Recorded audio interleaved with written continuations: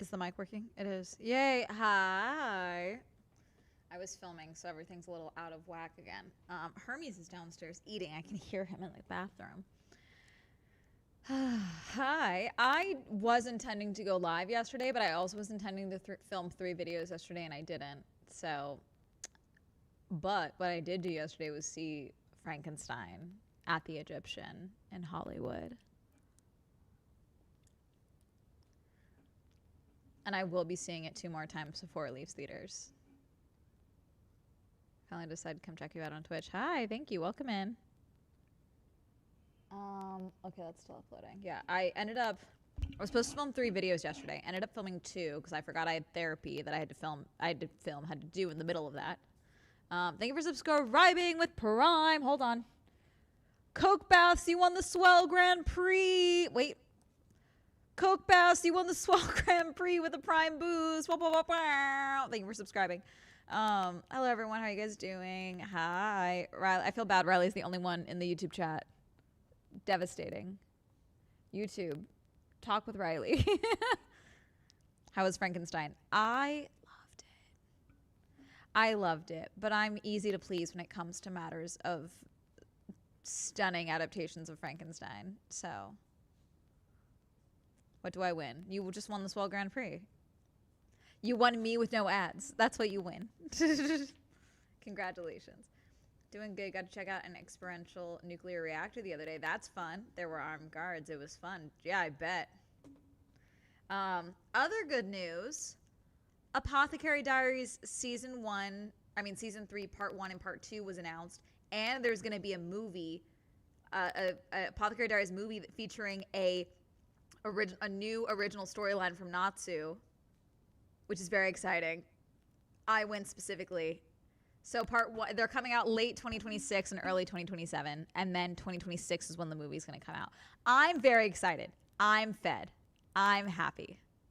Birthday, Asham, officially 25. Congratulations. Happy birthday. Hermes, you going to come upstairs? I hear him. He's investigating something because he knows I'm up here.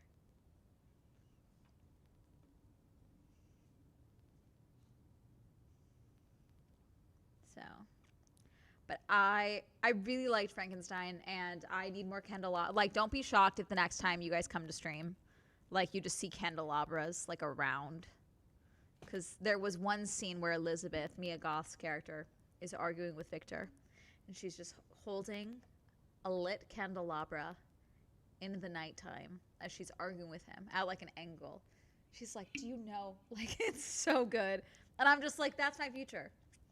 Arguing with a man while carrying a candelabra, you know, making him feel like a fool. I think that's what my future is going to be. So, Hermes. Hello. Am I talking? Hello. No, I can't hear myself. But yeah, no, I have Hassan and Stanzi's birthday tonight. They're doing a joint birthday. I didn't realize it was a costume party till it was too late. So I'm wearing my Red Bull racing suit again, which will be funny because I think it'll also piss off Hassan. Hassan hates that I like Formula One so much. He finds it incredibly annoying. He's like, you used to be normal, and now you give a shit about cars. No one cares about cars. This is annoying. And I'm like, okay. So I'm going to wear the race suit because I think it'll piss him off on his birthday. I think it'll be funny. And you have a weapon in case of emergency. So yeah, but I really liked Frankenstein. I need to go see it again because it is long. So there was one point where I got to go to the bathroom and I feel like I missed something. And then I actually came in like 4 minutes late to the movie because I didn't realize it started at the Egyptian. They didn't do any trailers or anything. I didn't know that. So I was getting a snack in the lobby. And then it started, and it was like, oh. Do you have a helmet? I don't have a matching helmet. I just have my helmet, which I don't really want to wear with it. I could wear the cowboy hat with it, the F1 cowboy hat. That would be really, really funny, and I think would confuse Hassan. But no, I'm not going to. I'm just going to wear the suit, and everyone's going to fuck off because it's at a bar. I already don't want to be going to a bar. I already don't want to be going to a party that starts at 9 p.m., you know. But I love my friends, and so I'm going to go. But no, it is what it is. I love my friends, but it's like we could have done this at our other friend's house, and they were like, no, we don't want to do a house party. And it's like, why do you want to do it at a bar? Ugh. So it's annoying. So yeah, just gonna redo that. But yeah, I figured we'd yap for a minute, and then I would game again because I want to finish Crime Scene Cleaner, and we have a couple hours. I could never. I just have to acknowledge I'm just not a club person. I'm not a bar person. You know, I'm just like I really I need dinner party friends is what I need. I need friends that are dinner party people. And it's crazy because like the people that we're going with, at least like Hassan has someone that he loves and adores. Okay, like he just likes a bar, you know. But like I need dinner party friends. I think I just need to start collecting more married couple friends that want to have a dinner party and not go to a bar. I think that's what I need to do. This next phase of finding friends, I just need more homebody, boring friends. Because I have Anarchy and Chris, who are great, and they're going with us tonight. They also don't drink, which is helpful. I think I just need more friends that don't drink, you know, that like don't want to go to a bar for fun, you know. Thank you, that guy. Omen, you won the Swell Grand Prix. Thank you for subscribing. Board game friends. It's not about board game. I just like, why can't we go to like a restaurant, you know, like, or like a nice spot, or like let's go do a thing. Why are we going to a bar, you know? Like bars are so boring, you know? And like I'm single. In theory, bars should be fun. Bars are not fun. Even if you're not drinking. Bars have been boring lately, you know? I don't even think there's going to be a trivia night. Like what are we doing? Escape room friends. No, I feel like my friends and I would kill each other in an escape room. I have a few friends that are escape room friends, but they're all Vegas. Club I liked was Club Iron Mouse. I went to one club party. Well, there was a couple club parties that I was invited to during TwitchCon.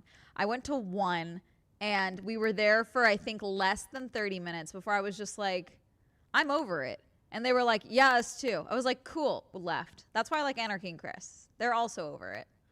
We'd rather just go get a snack and call it a day, you know? It's not even about getting drunk. Bars are just fucking boring and crowded in public. They're not even like renting out the bar, I bet. I bet you $5. It's like they're gonna have a good time. It's gonna be fine. But I bet you $5. They're just like, well, it's a Wednesday, so it's not gonna be busy. But bars are always busy because it's LA. Okay, forget the recession. Okay, it's Los Angeles. There's always going to be something. So like, I bet they're inviting. I think there's like 100 or something. Like already, this sounds like a nightmare. You know, like I already like I'm gonna go because I love my friends, and that's the important part of being a villager. Is you show up for people, okay? But I'm going to. I can't imagine this being a good time for me. Like I know a bunch of people that are going, so I'll have fun. I'll see them, but. Oh my God, I think this is going to be sardines. I think it's going to be not fun for me. And that's fine. That's okay. That happens. It's not my party. It's not my party. It doesn't matter. See, my parties consist, at least currently for my birthday, my parties consist of sending out a vaguely threatening group chat. Thank you for subscribing, Nomad. You won the Swell Grand Prix. Thank you for subscribing. And then, Virgino, you also subscribed on YouTube. Thank you. Thank you for subscribing on YouTube. I would immediately get a migraine. Yeah, that's what I'm expecting. As far as, like, my birthday, like, last year, this year I'm doing too much on my birthday. I have no idea when I'm going to do anything for my birthday. We'll figure it out, okay? But last year, I sent out a vaguely hostile group message to a group chat and said, hello, you've been invited to Amanda's birthday. Amanda wants soup. She's going to get soup whether you're there or not. But it would be cool if you came too. Here is where I'll be. Like, I literally sent that out. Most of them came. But yeah, like, especially like birthdays are not fun for me. A lot of people that come from divorced families, I'm so curious what your thoughts are on birthdays. Because I feel like birthdays are always like, birthdays were already like very political, you know, when you come from like a divorced family that's like splitting things and all of that. But then, also, I have this like really bad luck with my birthdays too. So like I've had like one or two like surprise parties thrown for me by friends growing up, which was very kind and very sweet, and those are nice. But like overall, birthdays are just like, yeah, let's just be, I don't have good luck with birthdays, you know? Like even for example, last year, my birthday, Trump got a second presidency, which is absurd. Red Dog, you won the Swell Grand Prix. Wah, wah, wah, wah. My plan originally was just to go live for my birthday and then make you guys feel bad for me for being alone on my birthday and seeing if you guys would give me a bunch of bits and gift subs. I thought that would be fun. I thought that could be cool. And then I decided to go to an event that day. So maybe I'll go live that night because the event could suck. We don't know. Maybe I'll leave. So we'll see. But yeah. I can't remember if I didn't like celebrating my birthday before my parents split. That's probably a link where I had it made. Man, that sounds super amazing. Arcade cabinets. Maybe a Libra thing, but I always enjoy being alone on my birthday and normally go to a movie. Double gifts for my birthday with the parent split. I'm easy to please, though. Yeah, see, I'll never forget. That's when I realized my parents were like straight up not speaking to each other. Because I asked for a camera for my like the first birthday after the split, and I said it to both of them, and then they both bought me a camera for my birthday. And then my dad had to return a camera because my mom also kind of fucked him. She bought me a pink one, and he got me like a gray digital camera. So like she kind of won that one. But that was where I really learned, wow, they're not talking. They're not speaking to each other. Because my dad was so excited. Oh God, there was a few other ones in there that I was like, wow, yikes. I just went to the Vegas Pit building for my birthday. Cool. I also have I have a lot of bad luck. Like school, my birthday always fell during school time. I was always at school on my birthdays. There was always a mess. Had some of the without fail, some of the worst substitute teachers ever in elementary school managed to come through on my birthday. One time, I'll never forget, it was like 4th grade, okay, my birthday, and my mom came to like bring cupcakes for the class. And me and like 4 other students ran up and we were like, please take us home. Please, he's so mean. He's so bad. It's my birthday. This is horrible. And then my mom went to the principal and was like, what the fuck is going on? These kids are terrified. She was like, I know. He hates the sound of children. Why the fuck are you a teacher then? He was just like hostile and mean and like argue. It was so weird. That was weird. That was like 4th grade. That was pre-divorce too. But yeah, birthdays were just always a mess. And then once you realize your mom's psychotic, and an alcoholic, like that, there's a lot of problems that also arise from that. Your birthday becomes a thing. Like even now, my dad calls me on TwitchCon, okay? My dad calls me at like 9 a.m. or whatever. I'm about to go walk down to the convention. And he's like, okay, I didn't want you staying up all night stressing, so I waited to call you. I was like, what's going on? I'm thinking someone's fucking dead. Your mother texted me. Oh. The fuck does she want? I should have known. My birthday's coming up. My birthday's in about 2 weeks now, okay? Should have known. She always tries to use the fact that it's around my birthday to like butter me up. She loves to do this thing. Okay, for those of you who don't know, when I say my parent I don't speak to, I'm talking about my mother. She's an abusive alcoholic. As far as we know, she is currently sober. Fantastic. Does not change the fact that she is not a good person, and I don't want her in my life. So, but every couple of years, she would like manage to get sober around my birthday, which would be very nice. And then she would be like, I want to see you for your birthday. I have a gift for you. And I'd like be like, okay, if you're sober, like sure, let's go to a Starbucks or something, like let's go in public and get coffee or something like that. Giving her an inch, she would always take a mile. It would always be a problem. And I'll never forget, I think when I was going to be 20-ish, Lisa, I brought it up. I was like, my mom wants me to see her for my birthday. And Lisa was like, okay, yeah, see, last year you told me that if she did this again this year, to tell her to go fuck herself. You told me to tell you that. You said, don't let me do this again. This was insane. So I'm telling you, and I'm reminding you that you said that to me. She was correct. I shouldn't have gone. Because the last couple of years, without fail, my mother doesn't buy me gifts for my birthday. She doesn't make me anything. She wraps things in a bag that she took from me over the years and then like puts something that of hers in like the bag as like that's the gift, like a weird hand-me-down that's also a hostage transfer, like it's like a very weird thing. And so when my dad asked her, when she asked my dad for my address so that she could send me something for my birthday, my dad thankfully saw it for what it was, which was probably her trying to show up at my apartment. Okay. My brother doesn't even know my address. I don't trust that kid. I love him. I don't trust that he wouldn't slip it up. Okay. So he doesn't know my address. So my dad was like, I can tell her to go fuck herself. And I was like, no, it's fine. Let's call her bluff. So I said, you can give her the P.O. box because that's public knowledge. If she tried it all, she's blocked on most things, but if she tried it all, she would find the P.O. box very easily. And so I was like, you can tell her that no one has, tell her you don't even know my address for safety purposes. Okay. Now let's call her bluff and see if she actually sends me a gift. Because I don't think she's sending me shit. I don't think she's going to send me a thing, chat.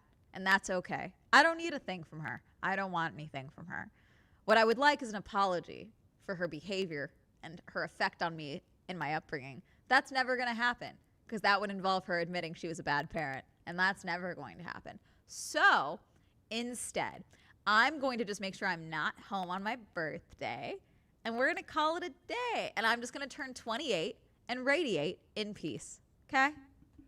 Sorry to hear about your mom. I've got it to my parents too. It's a lot. Yeah, no, it's been, God, I was 17. I'm about to be 28. It's been almost 11 years, chat. Oh, no, 10 years. Yeah, 10 years because I was about to turn 18. So, yeah, about 10 years since I've left. So, yeah, we're chilling. We're good. I'm happier, you know. It's funny because every couple of months, like someone in her life that's like also tangentially in my life is like, you know, it'd be great if you could like talk with her and like get to forgiving her. And I'm just like, forgiving her for what exactly? Well, you know. That hostility you're holding on to. For what did she do? Tell me what she did. Repeat it. Do it. Because to a lot of them, it's just like family stuff. It's just like parenting. And she just got sloppy drunk sometimes. And it's like, no. There's fraud in there. There's physical harm. There's emotional turmoil and emotional abuse. And I don't give a fuck. I wish her well and maturity for my brother's sake. That's all. That's all. I don't want this woman in my life. Feels rude to bring up truth be told. Oh, it is rude as fuck. I've started telling, when people bring it up to me, because like on my so my birthday is coming up, okay? My brother's birthday, my grandfather does this as well, which I get it. He is my last remaining grandparent. I get it. It's his daughter. I get it. Okay. But he'll call me on my birthday to wish me a happy birthday and then somehow manage to bring up my mother. He'll do it. It'll happen. Same with some of her siblings, aside from my uncle, who like also does not speak to her. And you know, they'll call it up and be like, you know, whenever you're ready. And I'll be like, you know, she's doing really good. And I'll be like, okay, I didn't ask. Because why is my birthday suddenly about this person? Doesn't compute. It's not computing. What? I don't get it. Why is she birthed me, sure. But she also, you know, that didn't stop her from like any of the behavior. I birthed this human. Doesn't stop the behavior. So I've just started telling people when they bring it up, it's like, okay, you can tell her that you asked me about this, added 6 months to the timeline. What? Don't bring it up. If I want to know, I'll ask.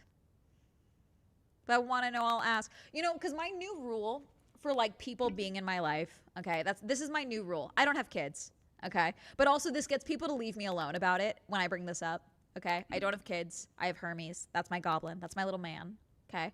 But if I ever decide to have children, I think about this a lot. My new rule for people in my life, okay, is would I trust them around my child? Like, would I trust them to babysit? That's my new rule. And if the answer is no, I don't want you in my life for this like fictitious, hypothetical child. Because then I feel like that's like a good barometer, you know, like my fake child. Would I trust you around my fake child? If the answer is no, I really don't want you in my life. You know what I'm saying? To involve themselves and stuff like that. Probably because she asked them to. She gets a new phone number. She gets like 5 new phone numbers a year now because she thinks I'm blocked on things. I don't have her blocked on things. I have her blocked on social media because she likes to try and publicly comment things as if she's not herself, telling me to call my mother, which I always find very funny. Or she'll like, her and I are identical, like in the face. Not anymore because alcohol destroys your face. But she likes to be like, you're so beautiful. It's good genes. Like she does things like that. I'm like, okay.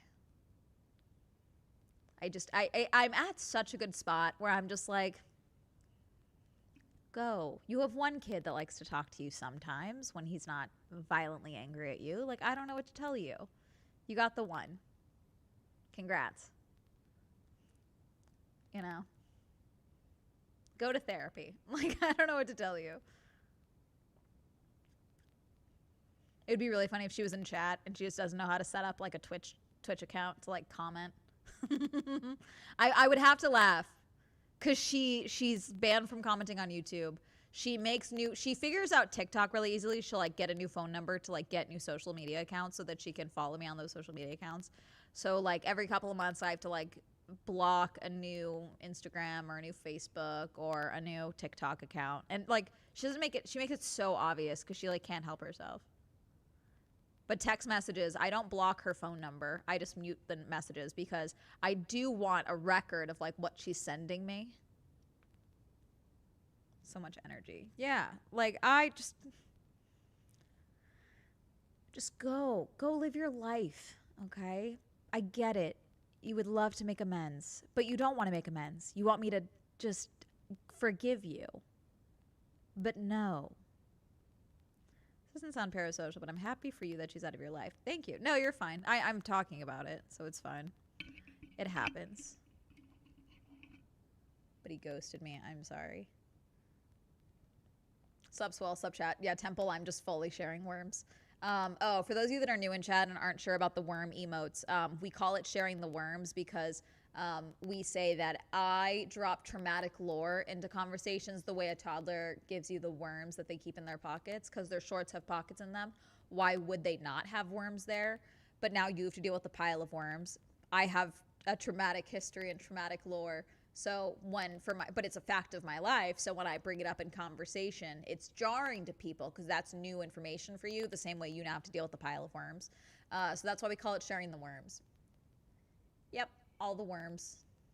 Brain worms. Not brain worms. Sharing the worms and brain worms are two different things. Brain worms are totally different. Worms are specifically traumatic lore bits. Like a child has, so like say you're talking with a child and you're like, oh, I like your shorts. And they're like, hi. And they like just take a handful of the worms that are in their shorts pocket, because of course, and they put them on the table and then look at you like, okay. And then they run off. But now you have to deal with a pile of worms in front of you because you now have a pile of worms. That's how I drop traumatic lore. I have something to show you from outside. Get ready for the worms. I never speak to my parents, and it's the best life decision that brings me so much peace. Yeah, trauma worms, not brain worms. Brain worms are something totally different. Like a can of worms, exactly.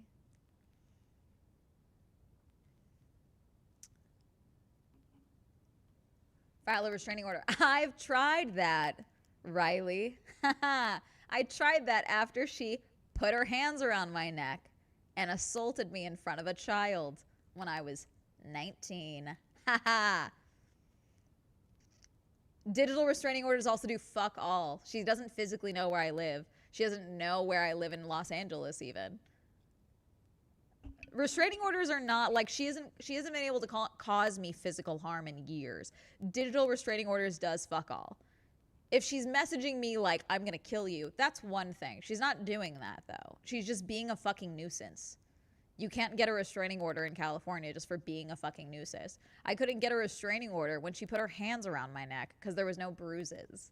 And because my brother was a minor and there was still a 50-50 custody order in place, even though he hadn't lived with her in close to 7 months. Like, it's just a bunch of bullshit. It's a bunch of paperwork bullshit. That makes sense. I'm a babysitter. Man, what if your mom dropped in at TwitchCon or something like that? I mean, she doesn't have the ability to get up there. You guys, I don't post in real time for a variety of reasons. I don't post in real time for you guys. I don't post in real time because of my mother. I don't post in real time because I have friends I don't want in my life that are ex-friends that are problems, full of Disney boomers who still believe in the power of love. Unfortunately, the thing about people who need restraining orders is that they are unlikely to follow those restraining orders. Yep. Oh, you think she would listen to a restraining order? Please. The worms are normal to traumatize people. We're just like, what? Like, it's weird? You're weird to be like, fine, or whatever. I enjoy talking to people like you. I'm not a talker, so a good trauma dump really gets a combo out of me. I always feel so bad. I didn't trauma dump. I info dumped on the DaVinci Resolve guys at TwitchCon. But in my defense, they said they liked my videos. And they were like, yeah, we were thinking about reaching out to you because, we want to know what events we should be at that we're not. That's a mistake. That's my special interest. That's a problem. You would get stream snipe for sure. Yeah. No, and it's like you guys have always asked me about IRL streams and things like that. Since I started streaming, you guys asked me about IRL streams. Like, oh, are you going to go IRL streaming at an event? I very publicly travel alone. The last thing I would want is an IRL stream. That sounds like the least safe thing for me to do in my life. I don't even like being friends with IRL streamers or going around with IRL streamers. Like, it's do what you like to do. If you want to IRL stream, you want to IRL stream. I have a few friends that do it, but and Scootish and I talked about him maybe IRL streaming while we were in Japan, and then he just never got the ability to do so. And it's maybe in the future if I was with a group of people, but as a solo streamer, absolutely not. It's not happening. That's a good call. It's not about asking for it. It's for me, it's about being smart. And there are plenty of streamers that I watch that are IRL streamers that are women that do it alone. Like there's plenty of that. It's not about asking for it. And I'm not going to make the implication that streamers that stream alone that are women are asking for it. I'm not making that implication at all. I just like to be I do ballsy shit all the time, but I do ballsy shit wildly safely. Like, there's so much that I do before I do something, chat, that you guys don't even know about, Like, I'm very good at reading a situation and realizing when I need to get the fuck out. I can't do that if I'm also reading chat, I can't be aware of all of my surroundings if I'm talking to a stream. I just can't do that. And so for myself, I prefer to keep my wits about me and not be trying to be entertaining while I'm doing my job. Also, so much of what I do, the way I'm able to do it as well as I am is because I'm fairly forgettable. I'm a brunette in glasses who's a pale bitch. That's it. Now, if I was just having my phone out and filming something, not a red flag. Me talking to a stream and walking around with a tripod, a monopod, as I'm filming and stuff, that's a big flashlight on me at an event, And at a TwitchCon, who cares? At a Bigfoot conference where a bunch of researchers that are used to being, ridiculed, that doesn't look right. It's reading the scenario and the situation. My bad. Not a victim blaming thing. Seemed terrible. For additional context, that was in response to the info dump. Ah. Yeah, sorry, the YouTube delay is really extreme, chat. I was a Detroit kid, so I'm usually all pretty conscientious about how I'm about existing in the world. I don't know, I feel like I'd remember someone dumping worms all over the place. They're metaphorical worms.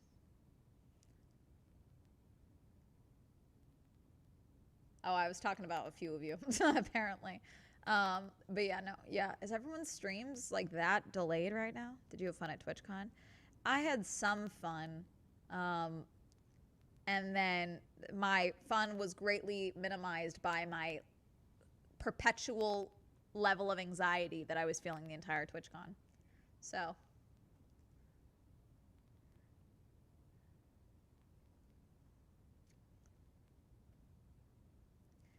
Did you do any of the Sims in TwitchCon? Yeah, I got a, do I have it up here? I got a, I did the full like TwitchCon little scavenger hunt that they did for Sims in their booth. So I played the mobile game. And the guy was chill, and so he just stamped my thing for me, so I didn't play the desktop game. And I got a big prize. I got a bag. I have to put all my pins up. I got gifted a bunch of pins and stuff, and then I did buy some pins. These are from the goodie bag. These are YouTube gaming pin.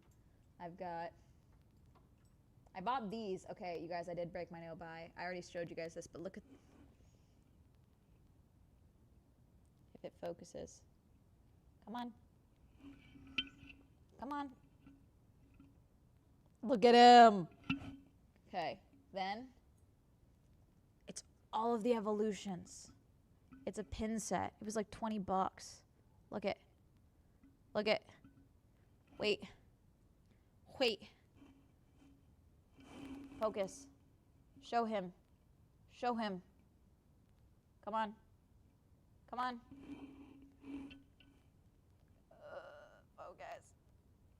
Focus. Show them the boy.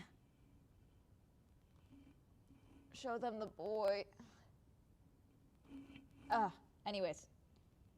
There. And the baby Bulbasaur. It's all the evolutions. It's very cool. Was the vibe off for TwitchCon? Fuck yeah, it was off. Of course it was off. The vibe, someone said the vibe felt icky, and I agree.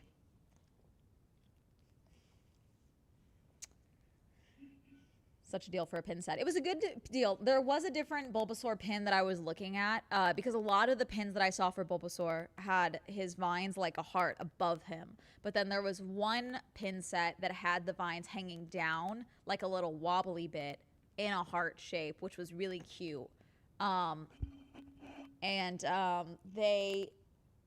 one sold out, which was probably for the best. So I got these ones, which they're very cute, and I'm very excited, but I got to add them to the pin wall.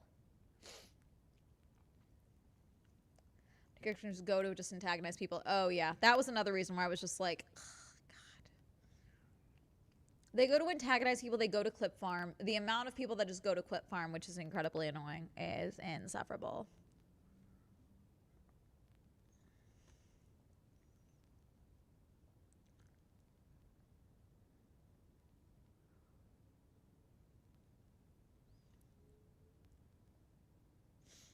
So, without a cause event at Griffith Observatory, I am not. A video about TwitchCon. I filmed it yesterday. It's not about TwitchCon. It's about the thing at TwitchCon. And I'm going to be donating all of the ad revenue from that video because I don't like making money on videos like that. So regardless of whether she responds or not, but in the video I ask Emmy Rue if there's a charity that she would prefer it gets donated to. But the video ad revenue will be donated regardless, so. Seems on brand for Kick. Yeah, unfortunately. The passive malice that legacy events have for guest safety is a whole different ballgame compared to Tech Bro passive malice. So fucked, man. Oh, yeah. Con videos and W Move donating. Thank you. Yeah, it's not a review. I make it very clear in the intro it's not a review. It's just talking about the situation. I'm not going to show the video in the video because a lot of YouTubers their videos have been being taken down by YouTube or they've been getting channel strikes. I'm assuming that's because YouTube's trust and safety, like their checks, is acknowledging that that's a video of someone being assaulted, which YouTube does not allow without heavy censoring and things like that or proper disclosure. So that's probably why a lot of people are getting strikes. So I have just decided I describe what happens in the video, but I'm not going to show the stream or anything like that. Yeah, so Cook Bass for TwitchCon, there was Emmy Rue is a streamer, and she was assaulted during her meet and greet. About 30 minutes into the meet and greet, she said someone crossed multiple barriers, including multiple security guards, and interrupted her meeting another fan, and grabs her, like leans over her and tries to kiss her, and like fully has her like grabbed as she's screaming. And her security guard that she hired, not TwitchCon security, her security guard, shoves him off of her, and then shoves him again. And then her manager comes out and led her away. But no one from Twitch came to check on her in this instant, and none of TwitchCon security got involved in this instant. She then was gone for a couple minutes and then came out and finished her meet and greet. As I said 2 days ago, I would have said, give me an emailing list. I'll send out shirts, but like, I'm not going to finish this meet and greet. One person is going to ruin it for everyone. And she finished out the weekend, but I am very bothered by how Twitch handled it. Which again, a lot of this comes down to a culture issue within Twitch. But it also comes down to a culture issue within TwitchCon as a whole, in my opinion. And the way that they handled it was bullshit, because immediately what should have been done is, one, checking on Emiru immediately. Security immediately should have put a pause on every single meet and greet in that moment. In the moment this happens, pause on every single meet and greet. Every line is halted. Bring all of the creators to the back. Every security guard is then brought into a separate conversation and said, you need to be vigilant, you need to be locked in. If you can't handle the space, you will be rotated out and someone else will be brought in.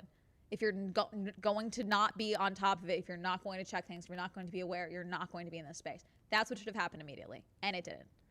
They should have checked in with all the streamers to make sure everyone was okay and safe, and do a retest of everyone in the space. Then you can continue if those people would like to continue. Then, for the rest of the weekend, you check in with everyone else that is going to have a meet and greet after this information happened, and you check in with everyone, and you tell them, hello, if you would still like to communicate with, are you safe to continue with your meet and greet? Do you feel comfortable? Here is what we are doing to update your meet and greets. Here is what we are doing moving forward. This should not have happened. We're going to make sure it doesn't happen again this weekend. If you would like to proceed with your meet and greet, here's what we can do for you, basically. That didn't happen. As far as I can tell, they didn't check in with anyone else that was doing a meet and greet the rest of the weekend. I had a few friends that were doing meet and greets. None of them were spoken to about anything. That alone, you have failed in the trust and safety of your company for this event, for your creators. The people that are the reason. TwitchCon is not, same with VidCon. I've said VidCon the same thing. Without the creators, without the big streamers and things like that going, the community element does not exist at TwitchCon, which means no one goes to TwitchCon. It is a symbiotic relationship. Twitch does not exist without streamers. YouTube does not exist without content creators. Now, certain platforms, Twitch has a different lift, okay? But like, there's a lot of casual users on TikTok. TikTok could exist without a handful of its big streamers. Twitch cannot exist without its big streamers, like Emiru, like the Hassans, like the others. It just can't, okay? Same with TwitchCon. Same with VidCon. VidCon does not exist. VidCon, I think, even has less of sustainability than TwitchCon, because VidCon is required. It is a fan convention. To go to for someone to buy a VidCon ticket, they may want to be a creator, but they want to be a creator and they want to be around other creators. So if big creators aren't going, then other small creators aren't going, then no fans are going whatsoever. These are symbiotic relationships, and the trust and safety of your creators in you is imperative. The security of your talent is imperative. A huge security risk of any event is something like a meet and greet, because now you have a high profile figure, which I don't care what you think about internet people, they're high profile figures. Statistically speaking, more people know about what Emiru looks like than someone who has any other job in like a 9-to-5 or whatever. That's just you have a statistical higher risk being a creator, because you're facing on the internet. More people know your face. More people have the possibility of knowing who you are and hating who you are. That's just the reality of it. You have a higher risk. So you have that type of person, that type of talent, and then you have an event where people know, and you are advertising where they're going to be for 2 hours. You tell them exactly where they're going to be for 2 hours. That is a high security risk. So then you up security. And yet, even as you say we're upping security, this guy was able to walk through another creator's meet and greet, which was a VTuber, as far as it appears, because there was a VTuber hub, and then get to Emiru and pass multiple security guards.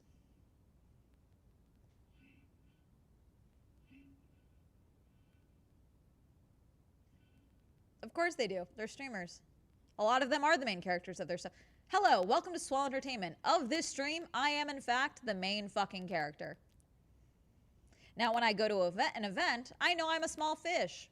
I don't care. It's fine. But within my audience, I am the main character here. You're watching Swell Entertainment. That's how this works. So, of course, when you put a bunch of creators together, you have a bunch of main characters, a lot of whom probably have some form of narcissistic personality disorder, some capacity. We all like to talk. I like talking on the internet. Some of you seem to like what I talk about. Sometimes I think I'm cute. Welcome to the internet. Welcome to an internet personality. That's how this works. With no one stopping him because Emiru's people rightfully focus on her. It's not their job to chase him. Yeah. No, her security guard reacted. I mentioned this because I do think that he should not have,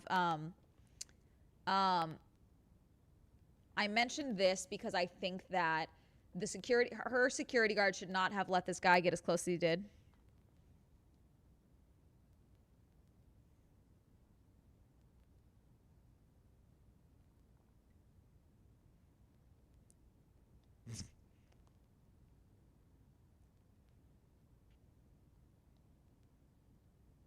Hang on.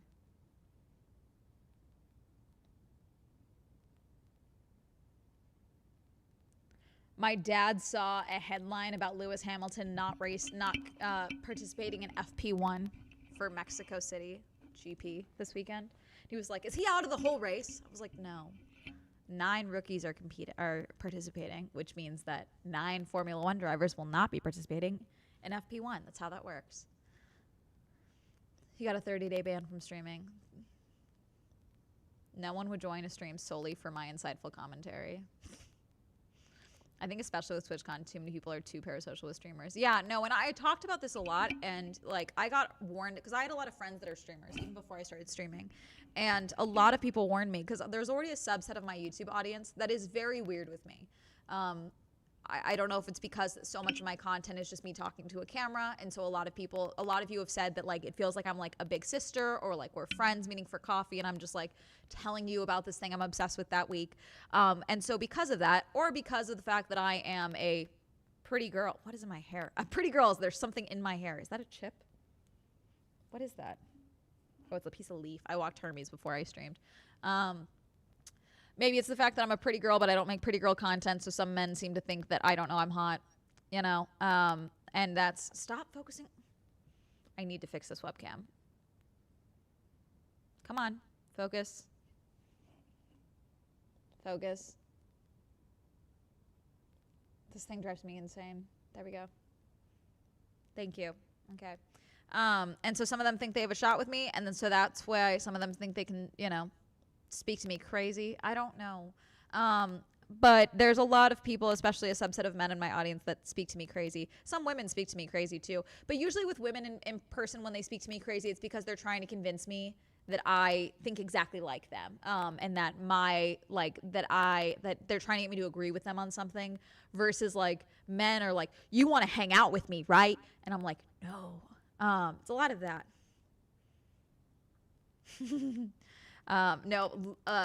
Lewis Hamilton, I think, is the only F1 driver's name that he remembers. That and Max and Yuki, because he says Yuki is the only driver I'm allowed to marry, which I find very funny. But yeah, no, when I started streaming, though, on Twitch, a lot of people warned me like, hey, your audience is already pretty parasocial with you, unfortunately, despite your best efforts. And when you have the back and forth of chat, it gets worse. Because now we're almost having a conversation and you think I'm talking with you and that we're friends, that we're like having like a real dialogue. And so unfortunately that can lead to people that are maybe more primed for parasocial tendencies, or even, as I've been saying, I mentioned this on Tuesday. Tuesday? Yeah. Or no, yesterday was Tuesday. Oh my God. Monday. Yes, I mentioned this Monday. We've been talking about this a lot with AI psychosis, and how there are people who have no history of mental health issues, are seemingly not primed for this whatsoever. That just that one suggestion, that one back and forth. Like if I sat here and if I fully wanted to like really have an army of simps, I know exactly how I could speak to all of y'all. and I could turn it that way. That makes me wildly uncomfortable, so I don't do that. Other people's circumstances, but I don't really get parasocial people like that.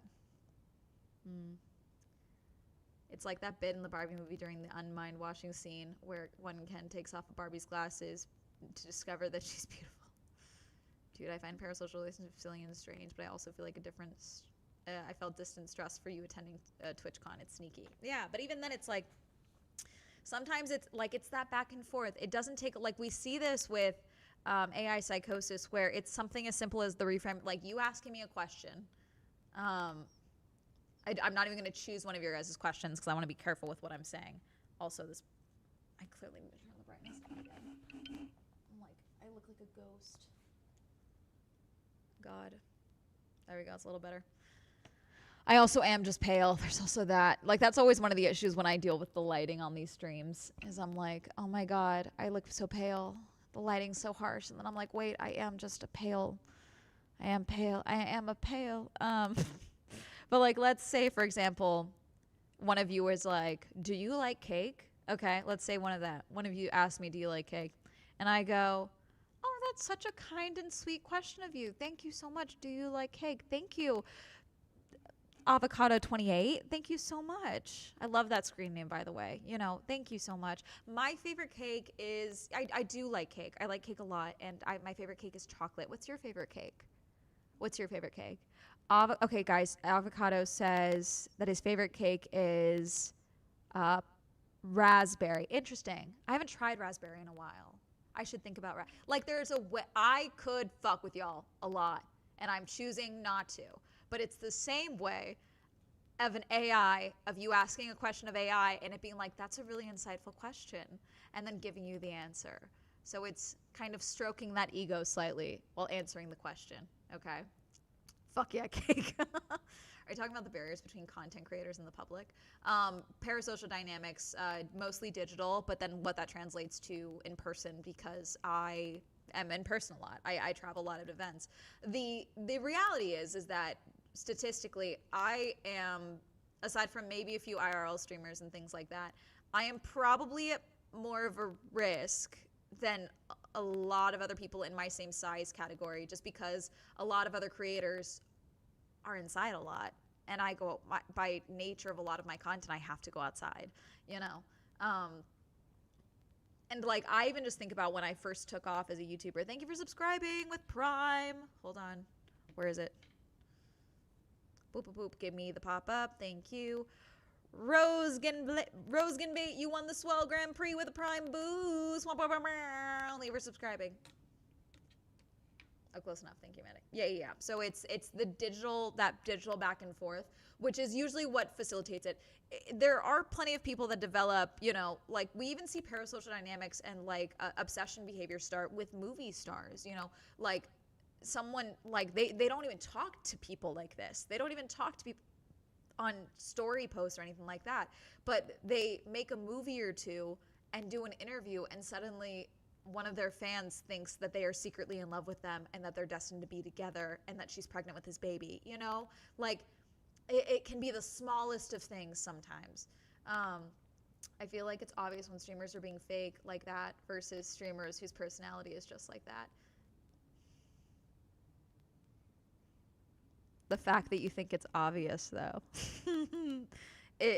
Like some people whose personality is just like that. Like there are plenty of people that are overly friendly, but there's another way of like, it's kind of like how to win friends and influence people.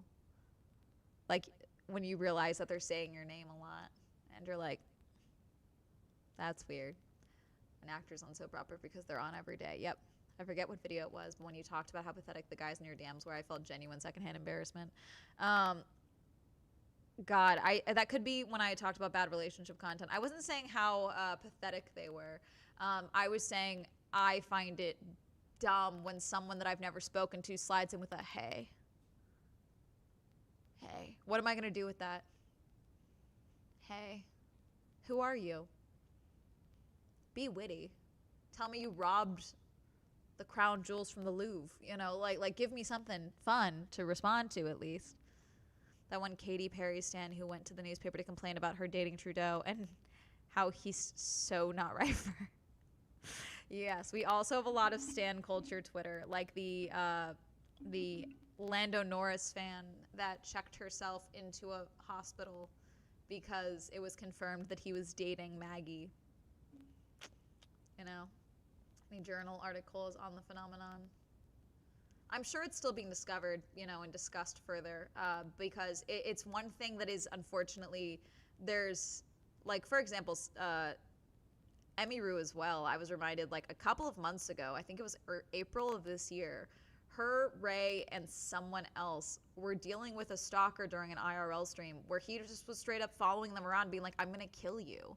Like, just straight up following that, like, it's on stream. And it's like, that's already someone that has dealt with someone being that found their location and was threatening harm to them and wasn't leaving them alone. And yes, the carnival thing, like that, but every streamer that you watch has at least one person that they are worried about, even if it's digitally. There was a person I was worried about going to TwitchCon, and then thankfully, because it was a lot of it was on Twitch, we were able to track if they were going to TwitchCon or not, and it looked like they weren't. But there was someone that I was worried about, and I had my team and I had meetings about it, about what the plan was if we found out they were going and what I would do, because I was going to be alone. My team has gotten on me a lot. There's been a lot of talk about me getting to a point where, like, when that future is, because to my team it doesn't seem that far off, where I might have to start having security with me. And at this point, I feel like I'm not there yet. I do feel like it will be like one bad incident. Like, I feel like it'll be something bad. Like, it might seem minor. It might be minor, but it'll be something where I'm just like, yep, gotta adjust. Yeah, it was Ray and Cinna's streamathon. Yeah. Cinna was the other person. Yeah. But every streamer I know, many creators I know, men and women, they have one person that they're worried about.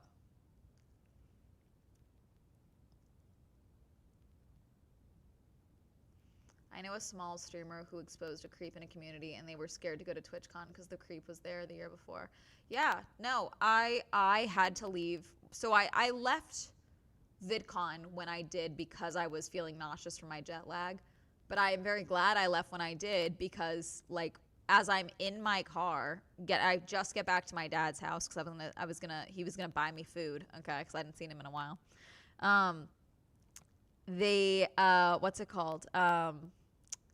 I see on Twitter that someone that I'm worried about, a stalker that had for myself remained digital for a while, but I knew he had access to creator spaces, was at VidCon, posting photos with a friend of mine, like a casual friend. And I was like, glad I left, because sometimes it's not always someone that's a fan. Sometimes it is like a semi-tangential creator, sometimes it's, again, as I said, there's a lot of people where I'm just like, there are times that I have to treat someone as if they're going to be a problem. A lot of guys speak to me crazy. And it's not even like they're in love with me thing. A lot of them just speak to me fucking crazy. It's so scary. We really have a mental illness epidemic. I don't think it's a mental illness epidemic. That person in particular, I do not think is well. But some people, I think it's just like, I really don't think what happened with Emmy Rue was someone who was, like, mentally unwell or anything. I think that was a man who actively wanted to make her uncomfortable and cause her harm personally. But again, we don't know much about this guy.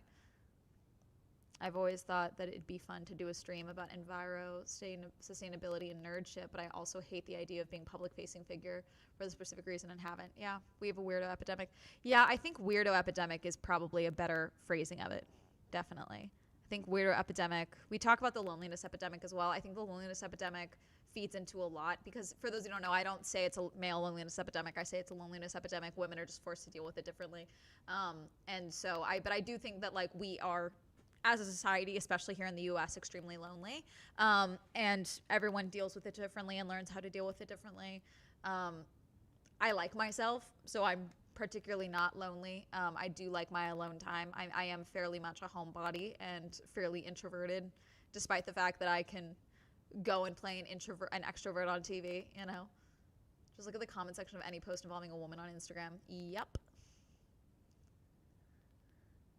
Streaming, there was the streamer that got attacked in Japan while streaming. Yeah.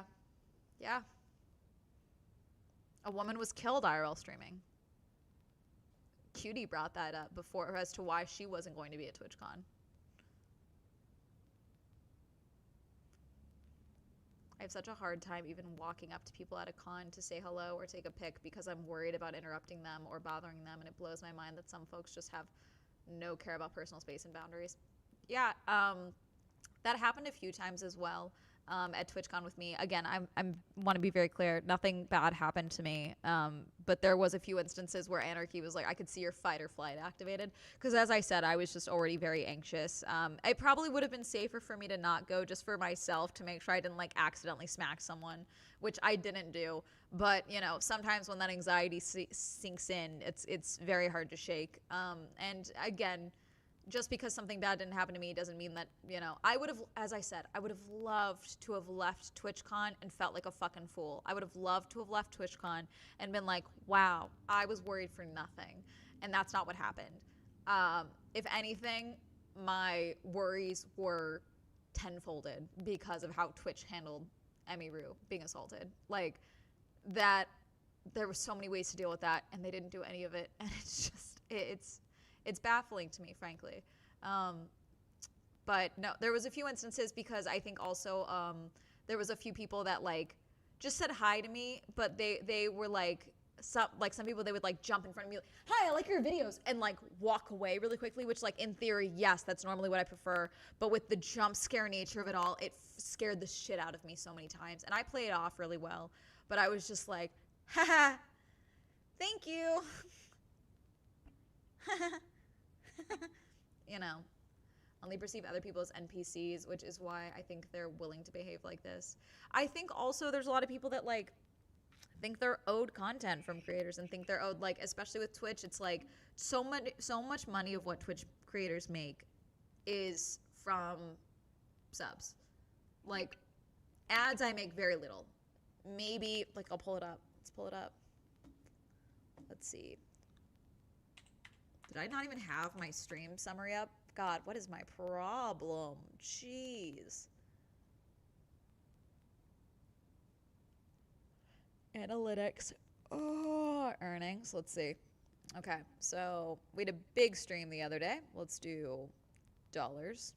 Let's do October. Okay, so Monday. Guess how much money I made in ads? Take a guess. Guess. God, my hair feels... I dyed my hair last night. It feels like it's like 6 colors again. $6, $2.46, $200. $200, you're funny.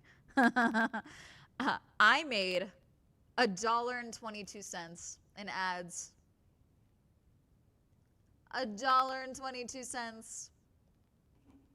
Now, some creators do make good money from ads. I am not one of them.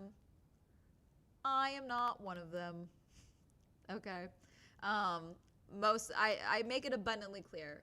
Most of my money comes from YouTube chat. I stream because I like streaming. I think this is fun. I think it's fun to be able to research with you guys and talk through things that I'm working on and, you know, talk about different things that maybe aren't going to be a full video. I like doing interviews. Those are fun to do here on Twitch, you know. And I like playing around with games here and there. I do want to play Phasmophobia because I did not know there was a single player option, and I'm intrigued. So that is a thing that will be happening at some point. But, you know, I don't make a lot of money from this. But also most streamers make most of their money from subs.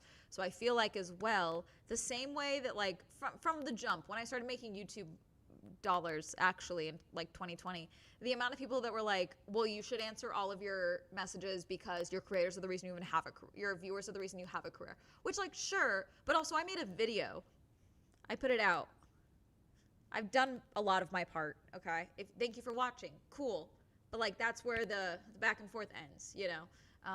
And like that's why I have memberships and subscriptions and things like that. And it's like if you would like to donate and, you know, support me a little bit more, that's cool. But I don't want to rely on this ever. I don't want that to be what I want. But because a lot of streamers make a lot of their money from subs, I feel like the entitlement from the audience unfortunately gets worse. Because there is the direct answer. Like even from Twitch's perspective, Twitch employees, they're like, oh yeah, trying to explain like, yeah, you make money from subs, you make money from your audience. It's not much from ads for any kind of attention, no matter how good or bad. Yeah. Hell yeah, that's extra grok for Chipotle Bowl tonight. Yeah, so like that day, I got $28 in paid subs that same stream, and $11 Prime subs, and I think that's everything. 81 cents from Turbo. Yeah, that's everything. No gifted subs that stream, and then no bits. Has a section on how you should be parasocial to create a loyal fan base. Does not surprise me, unfortunately. I just don't. I like to, you know, not do that. I like to keep it separated, you know. And also, like, that's one of the reasons as well, like, me expanding this onto YouTube and doing the Swell Shenanigans clips page into streaming as well. Because then the VODs can make money from ads. Not a lot. Like, I'll show you. I'll tell you the number. Let's go. Hang on. Studio. In the last 28 days from the second channel where I've been streaming, I have made $21. But that's more than I've made on Twitch from ads. So that's not nothing. You know, and it is what it is. We'll see what it, you know, if I advertise the fact that I'm streaming on YouTube more again, which I just haven't done. I'm wanting to see how this organically plays out. If anything, I've lost a lot of subs doing it this way, which I always find very fascinating. But yeah, I mean, it's fine the way it is. I think it's fine to play it out and try it out. But I don't want this to become like a big portion of my income, frankly. So yeah.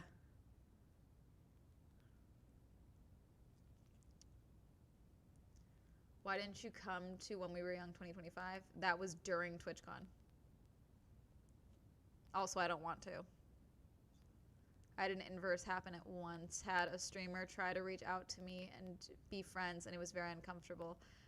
Yeah, and I've always been very careful as well, especially now. I've also had a couple of instances in the last year where creators or creator-adjacent people became a very toxic situation.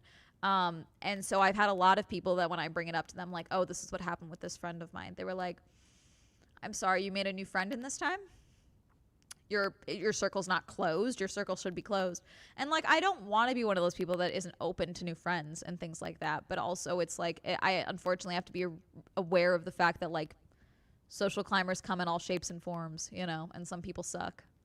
So it's not even like social climbers. Some people are just shitty and want money and want to manipulate you. The emotional labor of manipulating you, you know, because you're a figure that they like, you know, and things like that.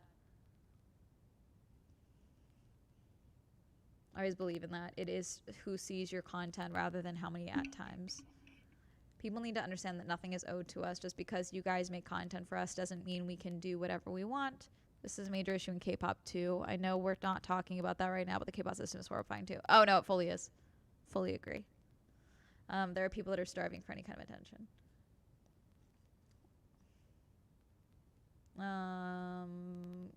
Could be because your Twitch VODs require subscriptions to watch. No, you don't really make money from VODs technically, is what I've been told. But yeah, no, that's one of the subs perks that I've turned on.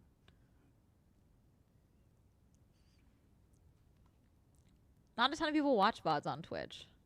Anarchy says she makes a couple of bucks from VODs, but not a ton.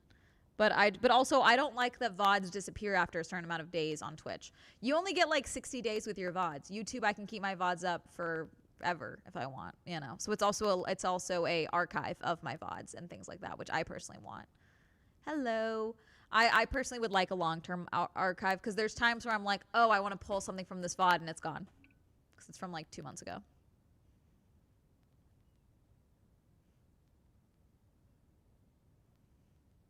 But those NPC TikToks are pretty convincing, especially the Skyrim music. People get like $2 from VODs. How was TwitchCon? It's my last one. Yeah, no, but I will not be at TwitchCon next year. Is what it is. That's my decision. That's what I've made. I did talk to a couple of creators that are like, yeah, I probably won't come back unless they like pay me or something like that. Streamer go, I know you too well when I congratulated them on a big project. Streamer shut my phone off and it felt like reverse parasocialism. I can understand that. But like there's definitely people that I've recognized in my audience for years, you know. And sometimes it's bad, you know. Sometimes I know your name because you're in the creepy person folder. And yes, I have a creepy person folder. Everyone has some form of creepy person folder. And then there's times where I just like I see Kuna's name everywhere. Kuna's in both chats sometimes. There's a few of my early Patreon members that I still see everywhere, you know. Like it's either a good thing or a bad thing, you know. And I always try to make it very clear that there's a boundary. Yeah, sorry, it's fine, Kuna. I don't need to apologize.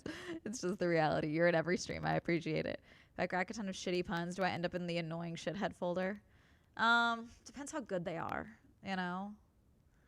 But also, you guys, none of the mods are in chat, and I have the ban hammer today.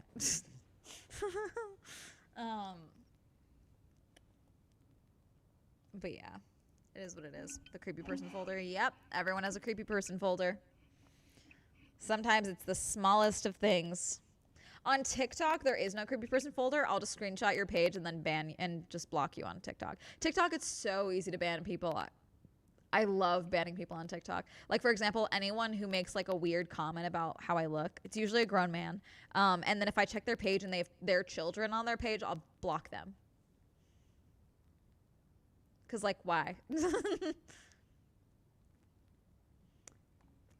Plus, you always want to have a red flag folder as a creator just because if someone is being a problem, you want to be able to pull from a list.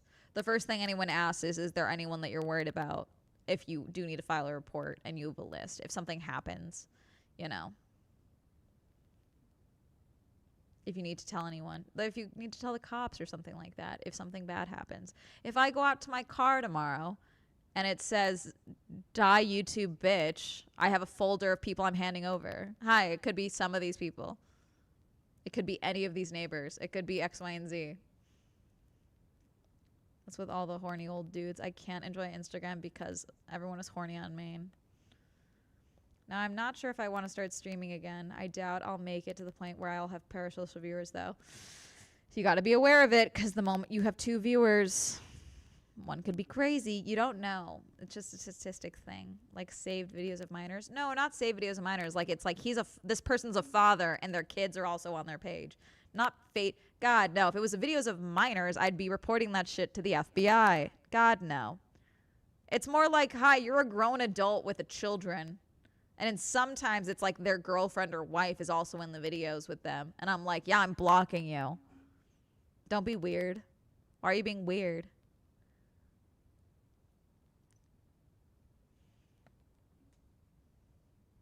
So many guys there say heinous shit with children directly in their profile picture is crazy. Yeah, that's worse. I don't think it's worse than having videos of minors. I don't think that's worse. I think it's gross. I don't think it's worse, though. Worse would definitely be they have videos of minors. No, you know, and I love being a woman. There's just challenges with it that I get to deal with, you know. And being a woman on the internet, there's things that I get to deal with. But, you know, I get to... My days are my own. I get to create all the time. I get to pursue my love of everything, you know. Hermes, please no clawing on the couch. I get to give my dog good treats and toys. I get to live alone, you know. The creators that come across the same weird dudes and slowly realize it's over conversations at cons. Oh, Vegas 2023. Hassan got a dose of one of my weirdos. Vegas TwitchCon 2023. Walking around with Hassan, Mickey Mouse guy, for those of you that don't know. And we're walking around, and a group of guys stops us. One of them is like a big fan of mine, asked for a photo. I was like, yeah, sure. We're talking. They seem normal. Then all of a sudden, one of them goes, by the way, the guy in your DMs that's like regularly asking for foot videos, that's me. I'm asking you for foot videos. And Hassan goes, whoa, you just said that. Whoa, we gotta go now. And Hassan like shuffles me away and is like, holy shit. So that whole time, that whole conversation, he was like looking at your feet. When I thought we were having like a normal conversation, I'm like, yeah, probably. That's probably what was happening. Like, wow. Well, that's a gun moment.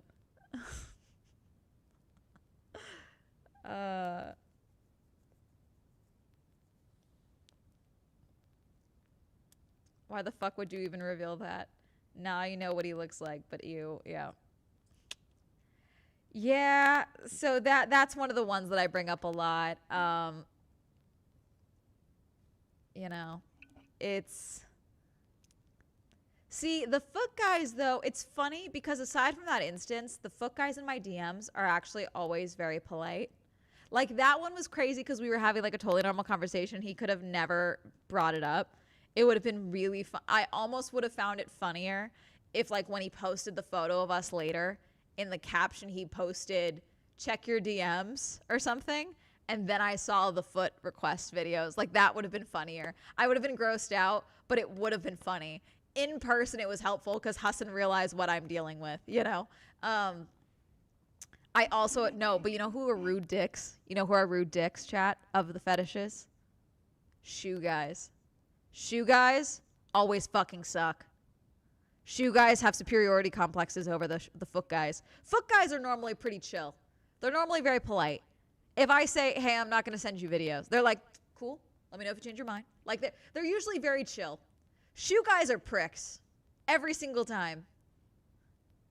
Shoe guys are pricks. And they always try and trick you into being a part of their fetish. I had to explain shoe fetishes to my father because when I was going live on YouTube, okay, back during lockdown, there was one guy whose screen name was Shoe Swappers Anonymous.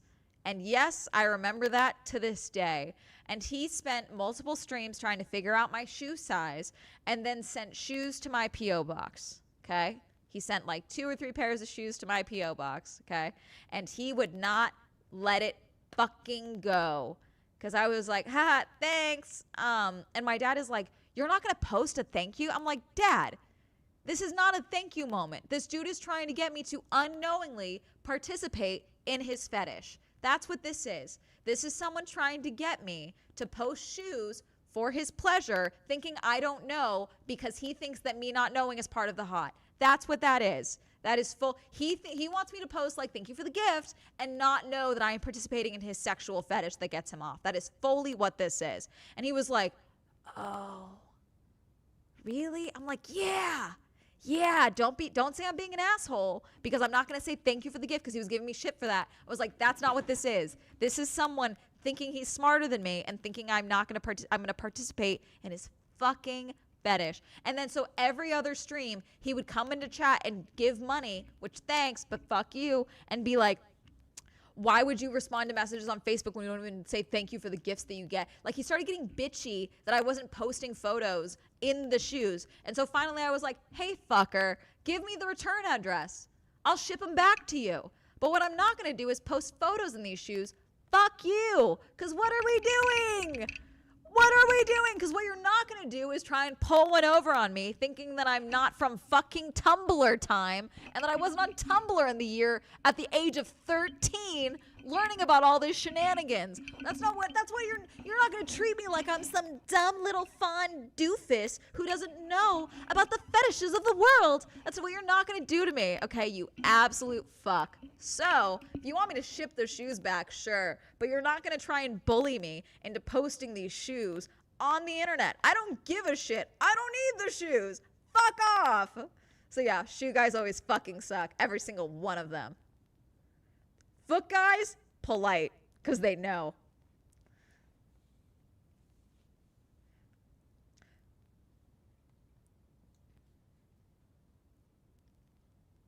The shoes were brand new. No, he would order them from Amazon. He would just ship the Amazon to, he would order them from Amazon directly to me. They were always sealed. They were always locked up. He didn't fart in them. He didn't do anything weird like that. It was just the concept of me wearing shoes that he bought, thinking, not knowing that I was participating in his fetish was the whole thing. Totally threw me back to Tumblr and the poop toast story. God. This is all brand new to me. I'm so sorry. Welcome to Amanda's Internet Time, where she tells you about the trauma of being a woman on the internet, a woman creator on the internet, and also being terminally online from the age of like 12 and growing up alongside social media and being on social media fan spaces and Tumblr at far too young. But you know what it did make her? Incredibly jaded and kind of a crazy bitch. Slow manages to be educational and live and on YouTube. Now we all know that shoe guys are a thing. Were they nice shoes? This is a genuine curiosity, in no way to excuse this guy. So one was partially like one of them was one that I would like. I already basically had a pair like this, so I was like, in theory, yes, they were nice shoes. They were kind of like loafer styles, but like the types of shoes that you don't really wear socks with. Okay. Another one was a pair of heels that, and then I think there was 2 pairs of heels. It was like 3 pairs. I'm blanking mostly on the last pair, but the second pair was very clear, because they were literally clear. It was like that. It was like a cork bottom heel. And then they were the PVC shoes that were like the clear jelly shoes. So it was like, so you would see my feet, you would see my toes, you would see my foot in the shoe, you would see the arch of my foot in the shoe.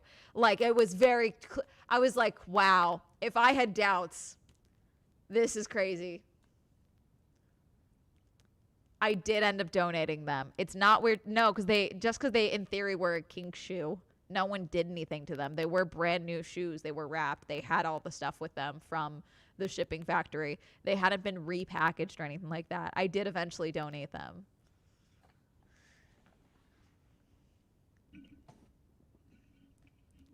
Why are men annoying? I don't know.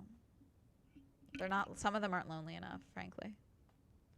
God, I swear, every time I log on right now, it's another woman talking about how she's trying to date and like the difficulties of that. It's funny because like I'm gonna be 28, and so I'm like, I feel like I should start dating. I should try. I hate that I'm having to do it during this fucking administration where I need to know immediately before we go on a date what your fucking political views are, because I'm not gonna waste my fucking time with this. But it's a lot of that, and my friends that are like single in their like 30s are like, oh, I had that phase too. You'll get over it very quickly because you're very comfortable and confident in who you are, and you'll get over this maybe I should date type of pocket. Wait till 2028. Yeah. But no, it's just I also just have very little tolerance. Like I like aggressively competent, specifically for men, aggressively competent men. And there is a stark lack of that right now. There is a stark lack of that. If you ask me out on a date and you pick me up or we go somewhere or whatever, it's like you pick a time and then you're like, so what do you want to do? I'm leaving. Why is no one planning anything anymore? You asked me out. What are we doing? Happy early birthday. What is a shoe fetish? A shoe fetish is someone that likes shoes. Often on women or on men, but often on women. Typically what I've dealt with is, obviously, the men that like shoes on women. I hate when guys do that, yeah. You give options before the date starts, though, you know? Like, you give options when you're making the plan beforehand. Like, hey, I'd like to take you out. What type of food do you like? I got a couple of places that I like to go. What are you thinking? You know, you do that. Then by the time the date starts, you already have an agreed upon spot, or like do you like Italian? Do you like sushi? What do you want? Okay. What are you thinking? And then it's like, okay, cool. I know just the place. And then you take her to that place. You don't involve me in don't like, the planning better have already happened. You ask me out. If I ask you out, I'm making a plan. I'm paying, you know.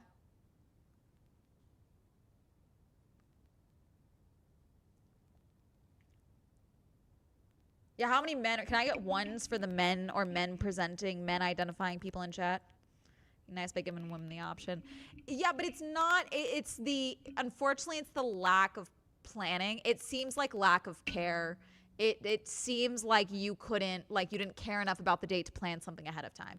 Women want decisions. Women want you to know what you want. Okay? Have a fucking plan, Joseph. Have a fucking plan beforehand. It's really half the battle. Half the battle. Make a plan. If you ask her out, if you ask me on a date, I'm assuming you're planning a date. I'm assuming you're picking a spot. I'm assuming you're paying because you asked me out, unless we've discussed something prior. Okay? If I ask you out, man or woman, okay? I've done both. I am paying. I asked you out. I'll make the plan. The end. This is easy. It unfortunately is lack of intention to anything past sex. Exactly. The other thing that has been happening a lot, don't waste my time. Don't waste my time with this. Ready? Hey, I'd love to take you out on a date Friday. Great. Cool. See you at 7. Or let's go a little earlier. Let's say, see you at 6. I'll pick you up at 6. Cool. Okay. Then as we're getting closer, hey, I'm so sorry. It looks like I'm going to be working late. Can we push it to 8? Yeah, sure. No problem. Day of. I'm really tired. Instead of dinner, do you just want to come over and I can cook for you or something? Okay. It's going to be a little later, actually. Do you want to come? Just want to come over around 10? 10? You want to make it 10? Okay. Because we all know what the fuck you're doing. You're not slick. I know what this is. But don't waste my fucking time. Why do we ask me out in the first place? Because if you're asking me out, I think we're going on a date. I'm not going to your apartment. I'm not going to your place, first. Okay? And 2, absolutely the fuck not. No. It's happening so much. Because they don't want to date. They want to fuck. That's what they want, which is fine. But let's all be clear, Be clear. Because I don't want to fuck you. Because we don't know each other, okay? I don't want to, okay? But you have decided that you want to fuck me, and so you're like, okay, well, she will go on a date with me. Okay, let's do that. And then I'll just push the schedule. Forget dinner. Come to my place. We'll watch a movie,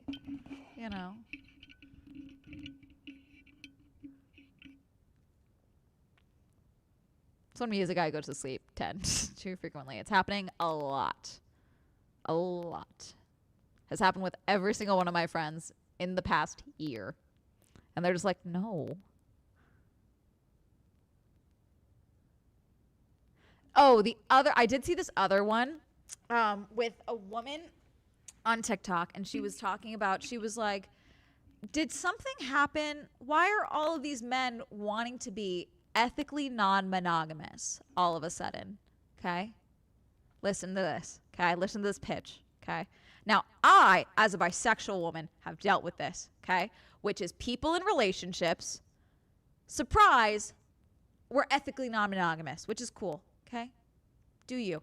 I don't want to get involved in that because I don't deal with complicated shit. Okay?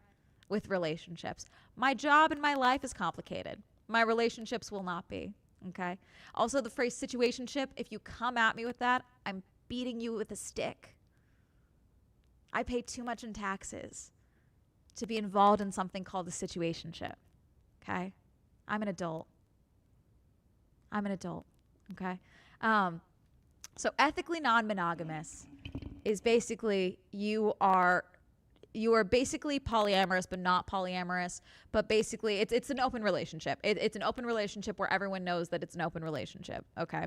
And a lot of men apparently I'm not even on the dating apps anymore because I've just decided those are insane. But apparently on a lot of the dating apps now, a lot of men have been adding ethically ENM, ethically non-monogamous to their accounts. Okay.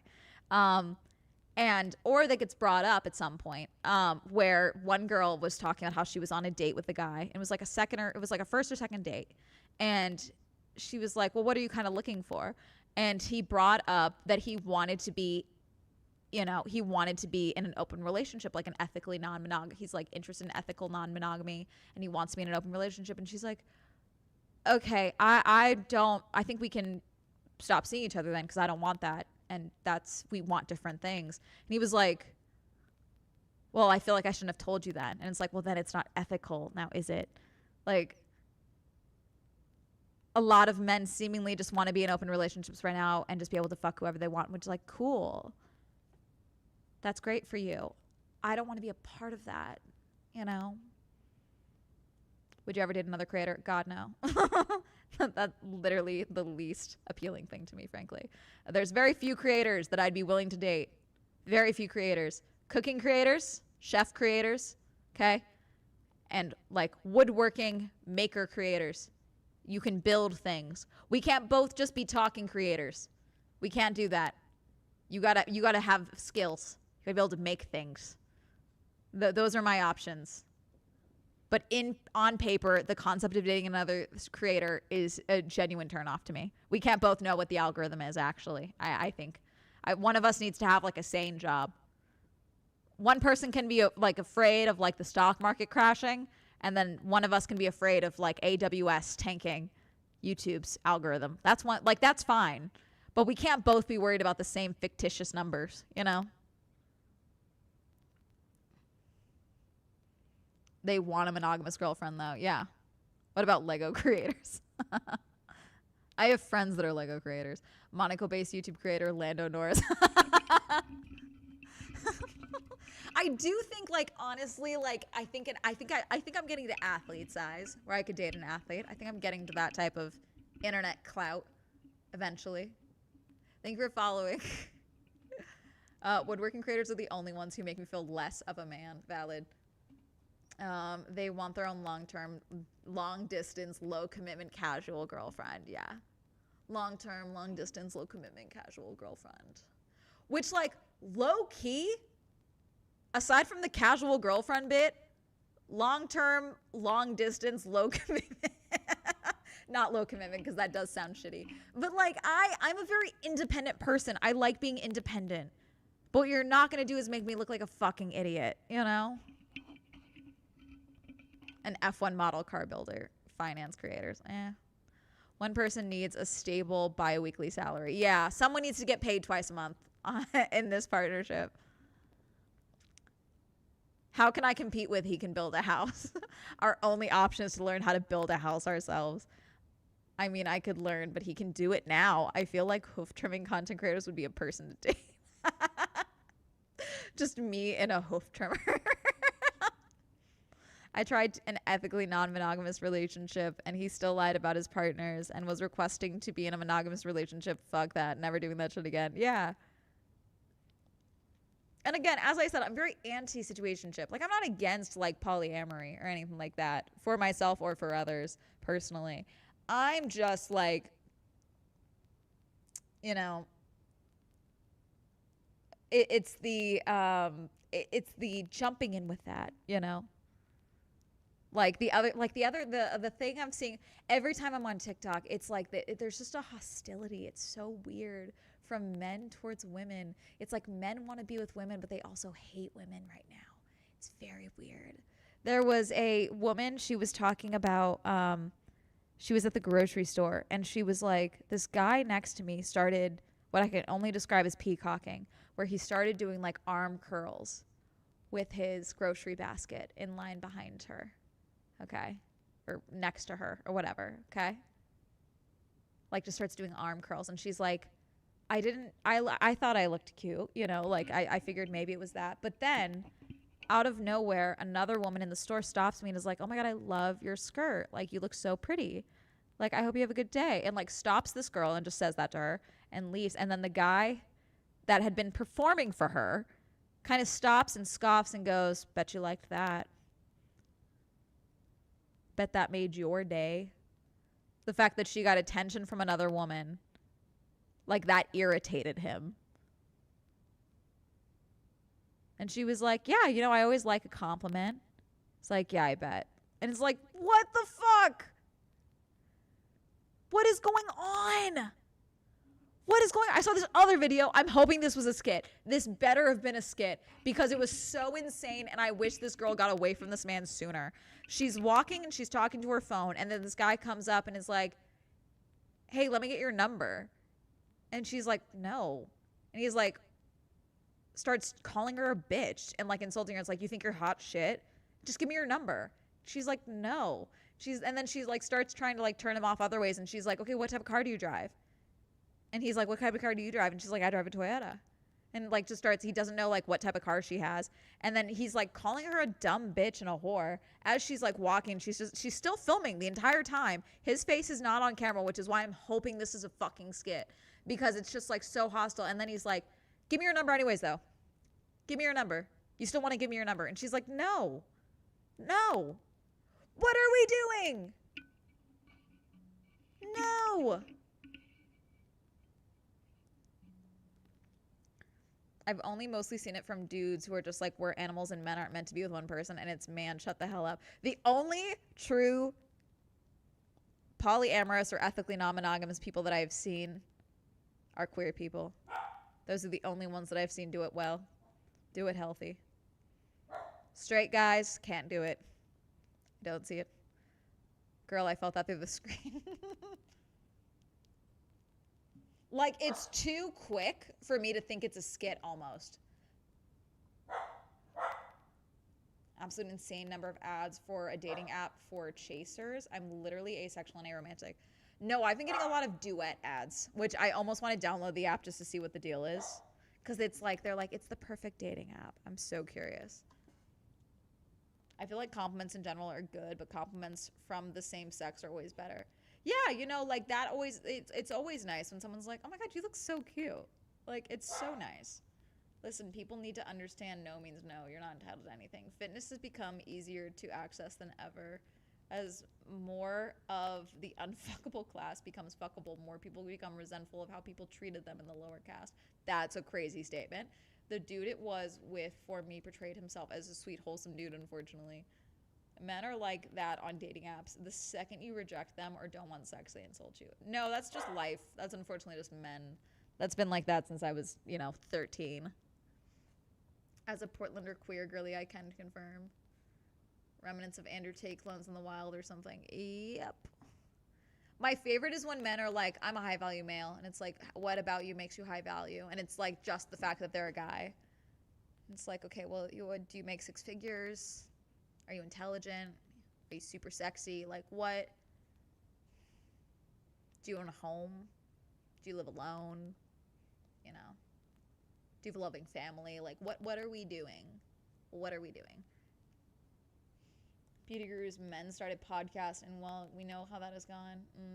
Oh yeah, the nice guy epidemic is still in full force. I don't even think they're trying to be nice though anymore. I don't even think it's that. I think they're like, they heard men love bitches and decided to flip that. And they're like, women love pieces of shit, apparently. Basic common sense. A dude asked what cologne I was wearing in a job site recently, and I was like, hey, bro, I appreciate it. Then proceeded to talk colognes for 10 minutes. There you go. Must be invented like a dog trainer for men. They'd still somehow make it a problem. It's just like every time I log on, there's something new, it feels like, of like a story or something like that.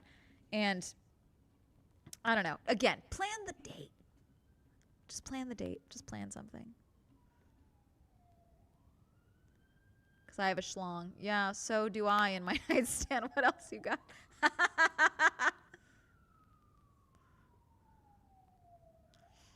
I have a Lilo sponsorship, like, good for you, bro. I'm high value because I have a schlong.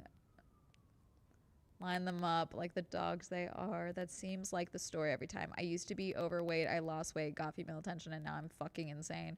It's not even that, because a lot of them don't even think, a lot of them I don't even think it's like they were overweight or anything like that. I think they just decided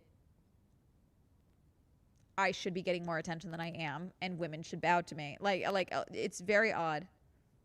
Lelo. Lelo. It's an adult toy company that sponsors some of my YouTube videos. Oh, hang on. I got to check something. My payments from my management company were a little out of whack. So we had to check that last night. And let's see if it came through. In a perfect world, it did. No, not like make an itinerary, but like...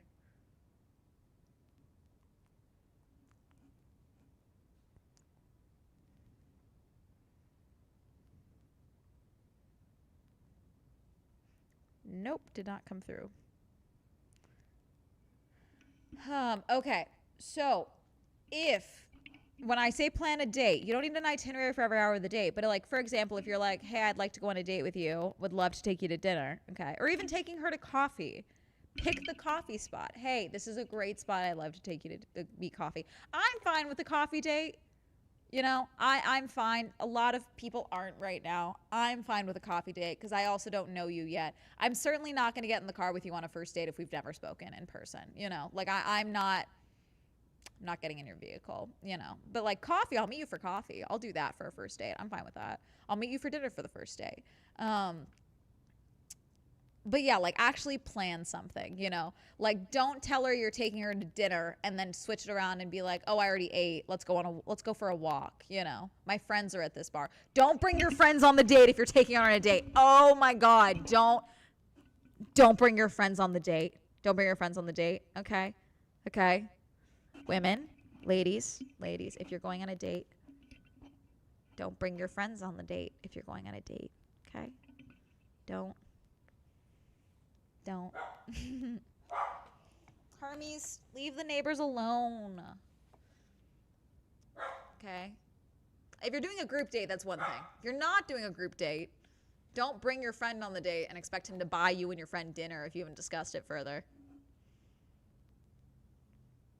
Your friends should know where you're going. So the moment you know, I do think you should text your friends and let them know. Especially if you've never met with this person before, if you're getting in their vehicle. Share your location prior to a date. Men too. Women be crazy. We be crazy. Also, men, you guys need to be worried about being robbed more. Why are you inviting me over to your house when we've never met? I'm gonna steal shit. I'm at the very least taking toilet paper. I'm taking things. Stop bringing women to you guys are so not worried about getting robbed. It's very weird. It's very weird, okay? First date should be in public. Okay? It doesn't need to be expensive. But like plan a spot, pick a spot. If you're like, oh, what type of food do you like? And then if she's like, I like Italian food or sushi or Mexican food, whatever, okay? Pick a restaurant based off of that.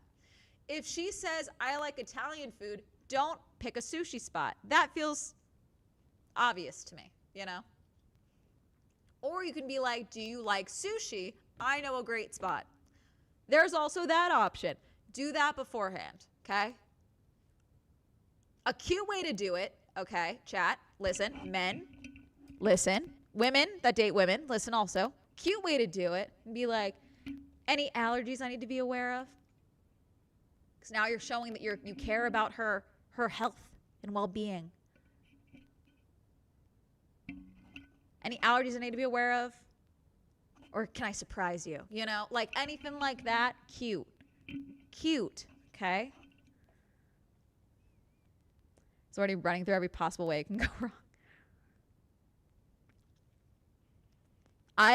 You know what? 2026, I'm getting more. Hi, Bubba's. He came up to gnaw on a sock. 2026, I'm encouraging more women to rob men, actually, when they get invited to their home.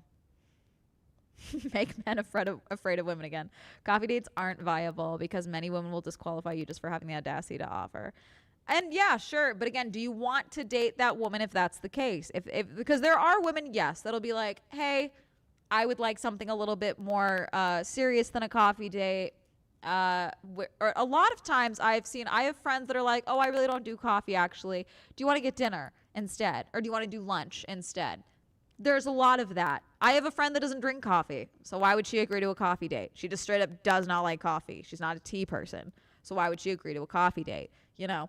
But it's usually just like a normal back and forth. It's not that big of a deal.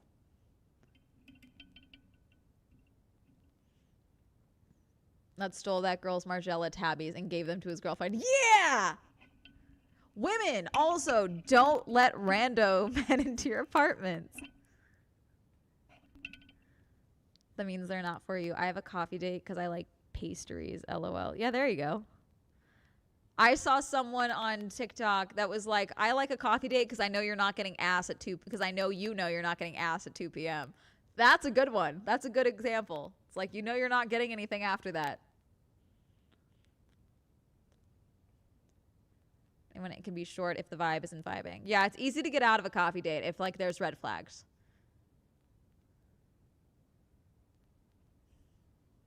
Dinner, it can be harder to get out of.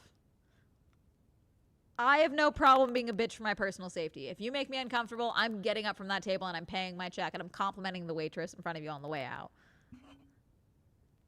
It doesn't... Comfy, safe introduction like me as long as the dinner date. Exactly. My husband asked me about allergies before a date. He cooked for me and I knew I will marry him. There you go. Ask about allergies if you're planning the date. Meal with someone, yeah. These aren't just sprinkle types with this standard. No, that's fine. And again, a lot of, yes, I hear you. However, I don't think there's anything wrong with women having standards, because some women, there's an effort and a planning and a care of, I want to take you to dinner. There is that. So I feel bad now because I just like eating, so I always want to go somewhere with food. That's not bad. You don't need to feel bad. I don't think you need to feel bad.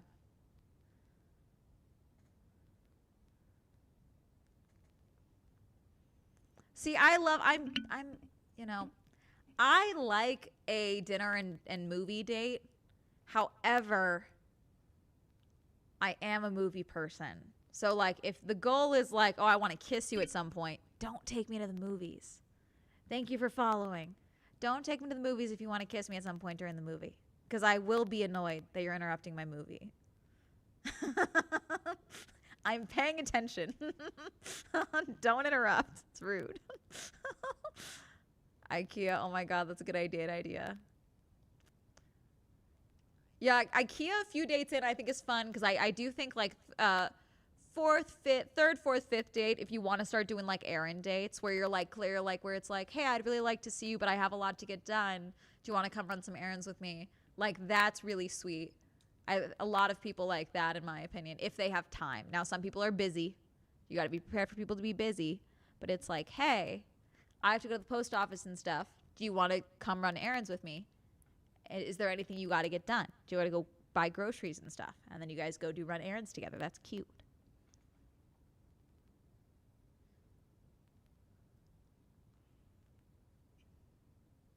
Also, IKEA's food, yes. Also, same for movie dates. I'm going to be pissed if we can't discuss the movie afterwards. No, but I feel like movie is good also, because it's like, hey, do you want to do movie first and then dinner? Because then it kind of like everyone calms down a little bit from the nerves, okay? And you can just like buy snacks at the movie theater and then you do dinner after, because then you can talk about the movie and then you at least have something to talk about if you haven't had like a full conversation yet.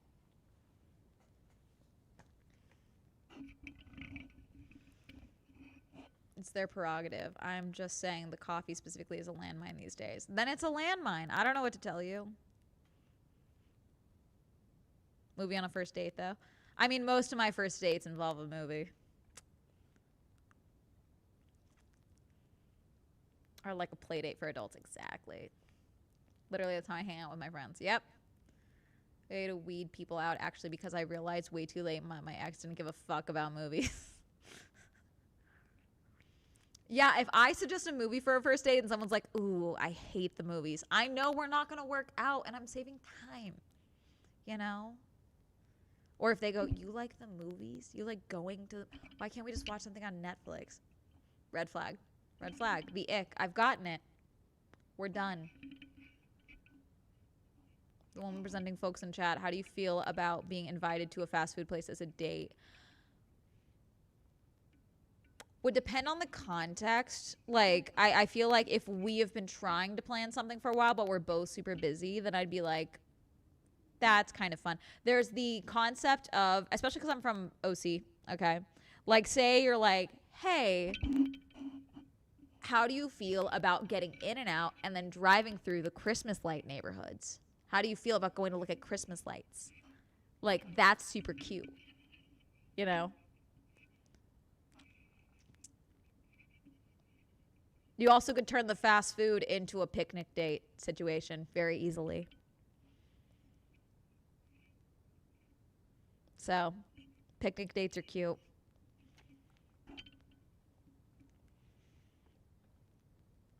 Fast food paired with something else can be fun. Yeah, I feel like you'd have to pair it with something. But like if you're like, I'm taking you on a date to McDonald's, like as like the jump, I'd be like, why? You know? It's finally picnic weather. Let's go, baby.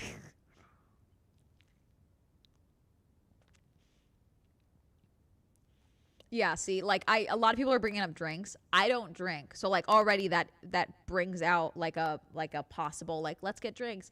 Um so it's for me that's where I'm more comfortable with say a coffee date or even just like appetizers. Like, "Oh, do you want to talk and get some nachos together at this spot?"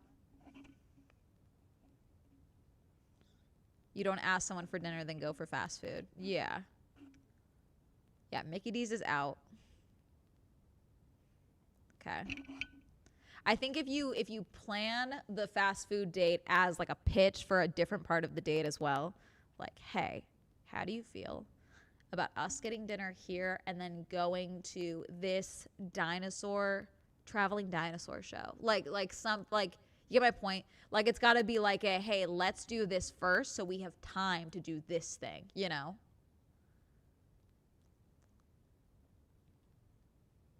By the way, looking at the bayfront on the second floor of the two-story Whataburger. Wow, there you go. I don't date, but if I date, I would go to the place where I could bring my rats. Kuna. I need my rats to check you out. Badja, food always. Go for tapas place. Some Moz sticks and fried pickles. And the prospect of remaining sober while my date gets not sober fills me with dread. Yeah. No, I'm just very like I am fine with like going on a date and someone having a drink or so, but if like on our first date you get sloppy drunk, we're done. Which I think is fair. That happens. Love a food truck. Yeah, like a food truck and then you like go walk around. That's fun. But again, I feel like that's like I feel like a food truck date is good if you're like but you have to sell that food truck, you know? Like you have to be like, I want to take you to the best tacos this side of Hollywood Boulevard. Like I think you need to sell it. You got to be a little cheesy with it. Okay. You got to be cute with it. Okay.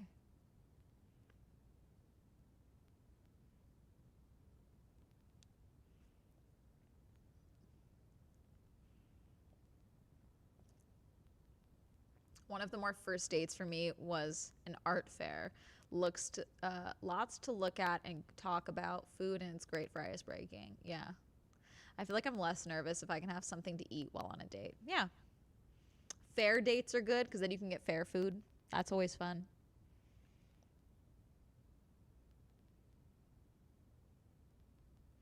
Due to trauma, I do not fuck with heavy drinkers anymore. Valid. I have friends that drink. A lot of my friends don't drink.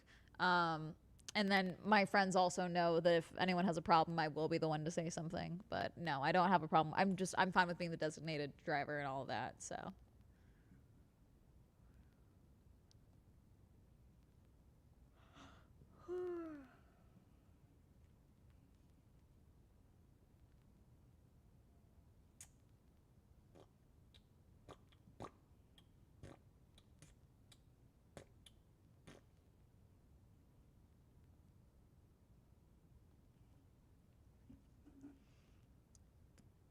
I'm in Corpus Christi, and we have a two-story Whataburger next to the downtown Bayfront. I also don't drink anymore, so I can't hang out with heavy drinkers, especially on a first date. Hell yeah. Yeah, no, it's always a red flag to me when I've made it very clear that I don't drink, and then hold on.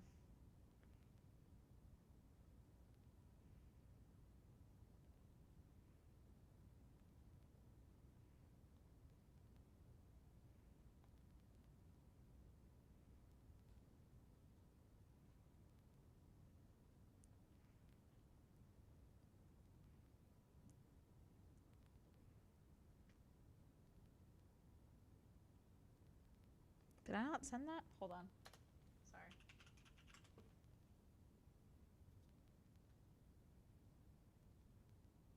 Oh, no, I did.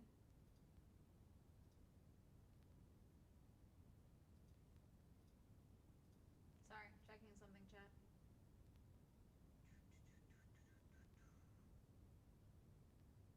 Okay, we're Gucci. As someone who was besties with their spouse for years before getting married to them, is there a reason y'all are specifically looking for just dates? Is this like a time saving thing? What do you mean? For like for you were friends with your spouse before getting married to them? Just dates. I have this thing that is apparently part of my neurodivergency, where if I'm friends with you, I'm not attracted to you. The more I get to know you as a friend, without that dynamic of, you know, oh, they're into me and I'm into them, I'm not attracted. I get less attracted to you as we become better friends. Because I have bad relationships with my family, a lot of my family. So my friends are very important to me. Not that a partner wouldn't be important to me, but it's very hard for me to take you out of that mental category of friend because you're very important to me as a friend. And if we date, then there's a chance we won't be friends after that. So that's very hard for me. So for me, you got to be clear from the jump. None of this, I've had feelings for you for years. None of that. Because now we're just awkward, and now I don't want to talk to you because you've made it weird.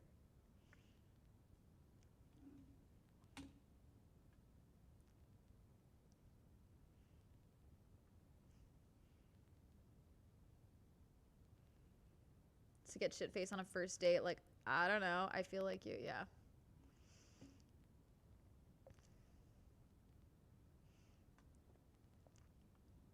Go to an aquarium date because there's not many here. Ooh, nice.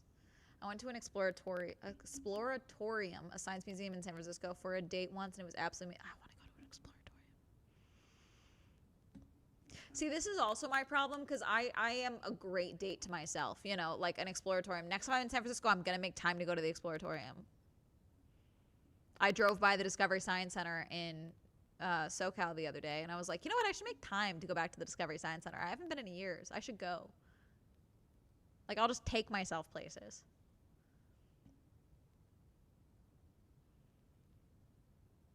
Why are the ads in Spanish, chat? That's fair. Never done it, but it sounds really cool, especially if my date was really into animals and was so excited and they talked about it a lot. I find it really attractive. I had to drive my stepmom gigantic ass Ford Expedition max on the fucking DFW highway. It's anxiety inducing. I like drive-ins too. Bring in your own food and snacks. Like, yeah, like a drive, like a fast food place and a drive-in. I think is a good, you know, that's a good bridge of that one.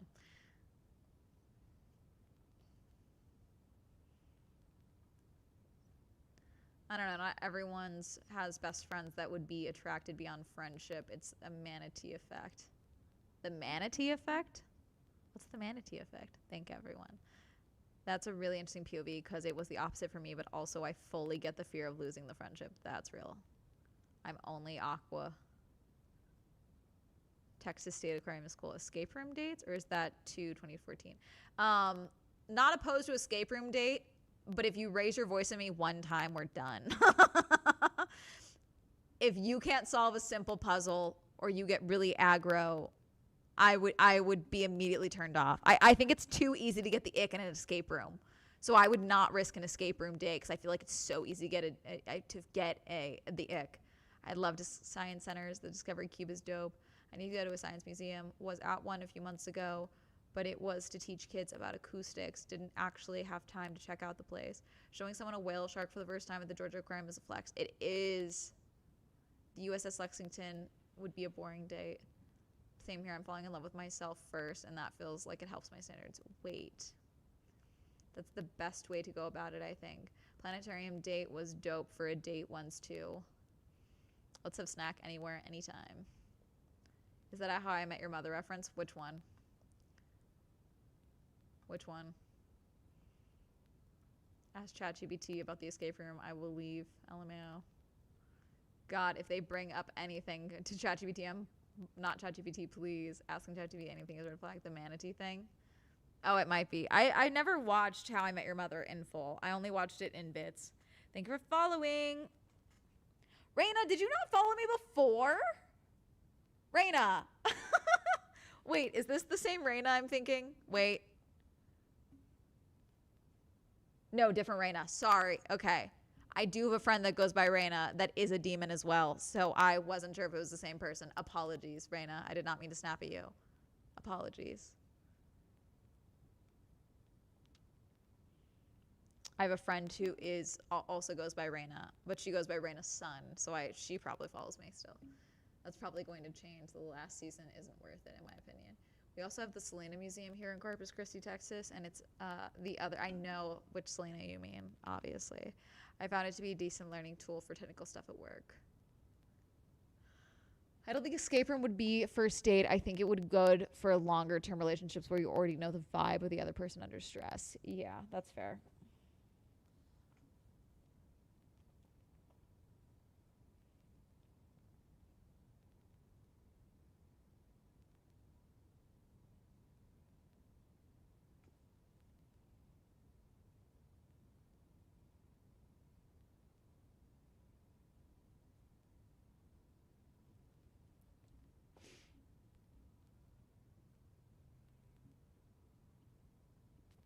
Listen, if somebody talk to an AI bro for like 30 minutes, don't date them. They're insane. I had many a conversation at Vid Summit that I thought my brain was going to melt out of my ears. And I do blame AI. Like there was one creator I was speaking to. And at one point I talked about this in the video. I was like, are you happy? What content makes you happy? What do you like making? What do you want? And he just like, I like connecting with people. I was like, Jesus Christ. And you think asking out 100 women, that's connecting with people, that's content, that's what you want to make. It like I felt like my brain was turning to mush.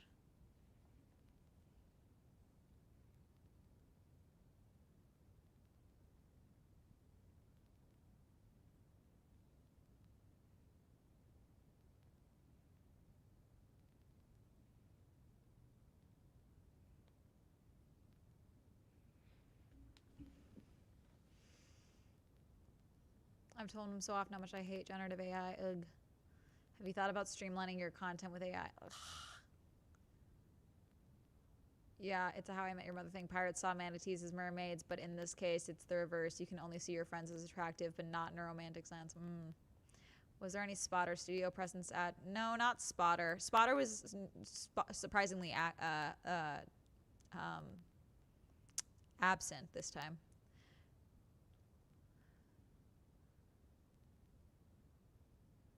They're so comfortable not thinking for themselves. Yep. Loves AI and it's increasingly become a problem. I've been watching old 2000s Showtime shows, and my mom and grandparents used to like the Tudors, Dexter, and Nurse Jackie. Nice. I abandoned Dexter because they killed I found out that a character I liked was going to die, and I was like, I'm done.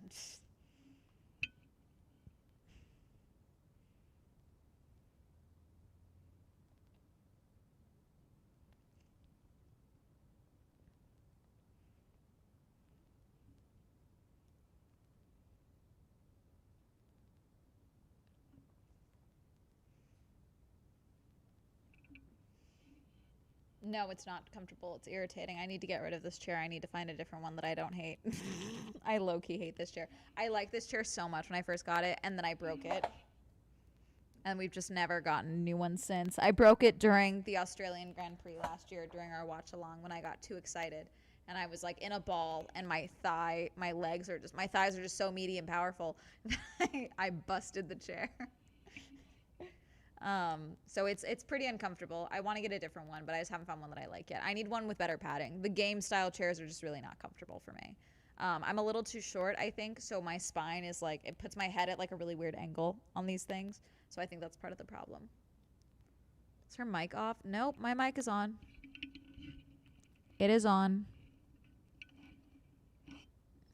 Oh, damn. Although I was going to ask if it was worth buying. It is not. I was very excited when I first got it.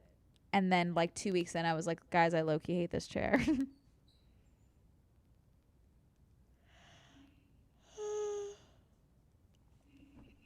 Chad has been joking about get sub. I want like a bougie chair though. I don't want like another gamer chair. I want like a bougie like a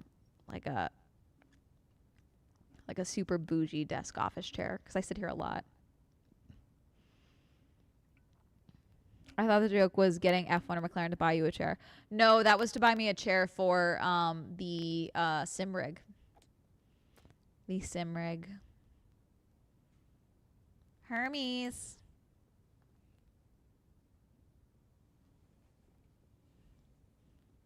Yeah, like a Herman Miller, like for my desk chair. And then I have another rig that is my sim rig.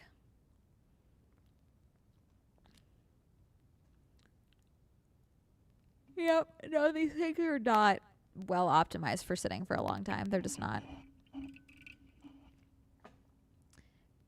Seho chairs, they clone a lot of Herman Miller designs, and they're suspended mesh rather than cushions, so they support pretty well. Never sat in one, though. I learned the chair arms are discouraged because they cause cubital tunnel syndrome in the elbow down into your hand, so that armrest breaking may be a blessing. I mean, it's still here. Amanda getting a sim rig will be one of those signs she won the lottery. I keep seeing the ADHD office chairs, and they legit look so good, but they're so expensive. Ask me how I know. The more you know. Yep. I'm trying to see if Chris and Anarchy want to get food before we go to the party. But I suppose they don't.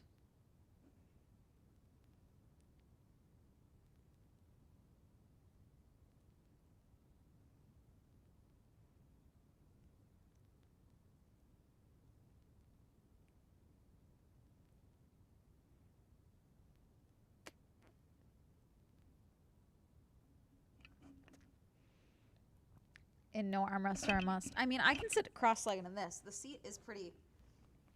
Try not to show my feet, but... The seat's pretty big. This is me sitting crisscross applesauce pretty comfortably, and I'm not hitting the armrest, but I am short, so... My legs are shorter. I'm 5'2", so... If you use the sim rig for content, does it count as a business expense? Probably.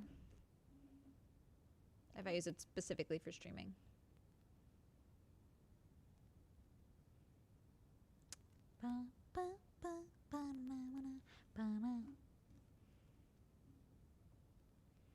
I want to play Crime Scene Cleaner, but I feel like the moment I load it, Anarchy and Chris are going to message me.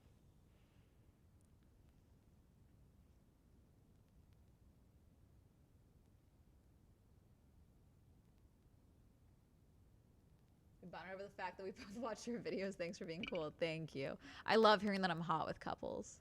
As we were talking about dating earlier on in the stream, which is funny. You can get a flip-up armrest for a lot of models now. That's what I use to allow sitting weird and avoiding carpal tunnel. What is your current rate for feet pics? I don't sell feet pics. It's a write-off. Technically, it could be a write-off if I'm using it specifically for streaming. Because this is my job. Test the theory. Stuck in waiting mode.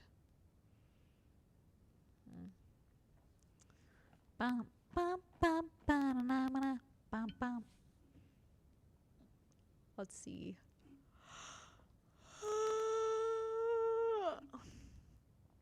Why is Justin Bieber live on Twitch? Or he was. Is he? He was. Why was he live on Twitch? First stream. Why is Justin Bieber streaming?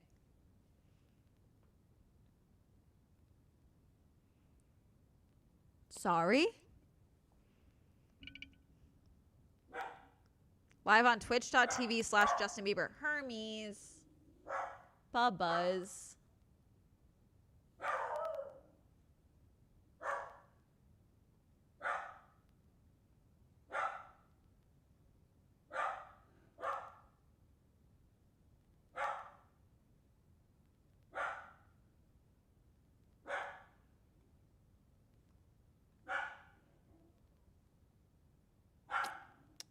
Hermes.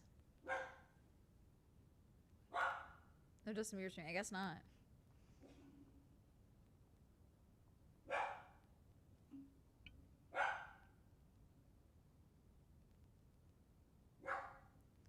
Hermes.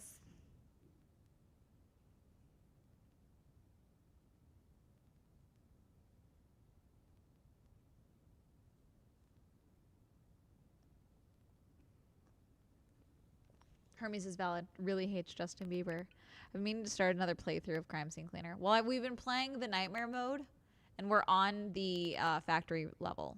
So we're almost done with my Nightmare mode. And then I can play Phasmophobia. I want to try it. I want to play. Everyone's a streamer these days. You know, I mean, if you hit stream, if you do stream it, if you can figure out streaming well, if you can grow your audience, you can hit the infinite money glitch. I have not hit the infinite money glitch here with streaming. Justin Bieber would be very easy for him to hit the infinite money glitch. It's Justin Bieber.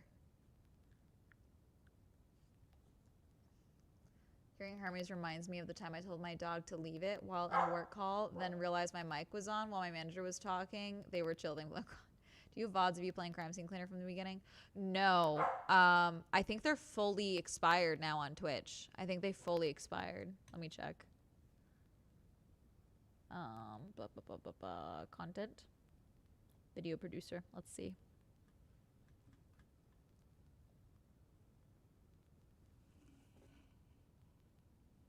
It?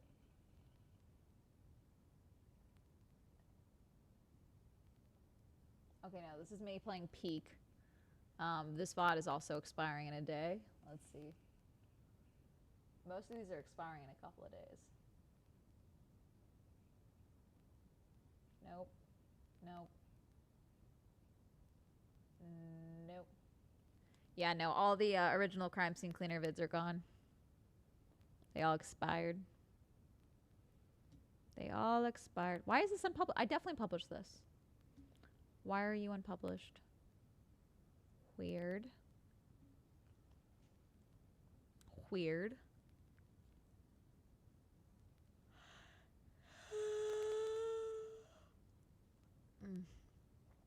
Damn you, Twitch. I think all the vibes of you play Nightmare Mode are available on YouTube. Yeah, no, all of the VODs of me playing Nightmare Mode should be on YouTube now. So if you would like to watch those are available.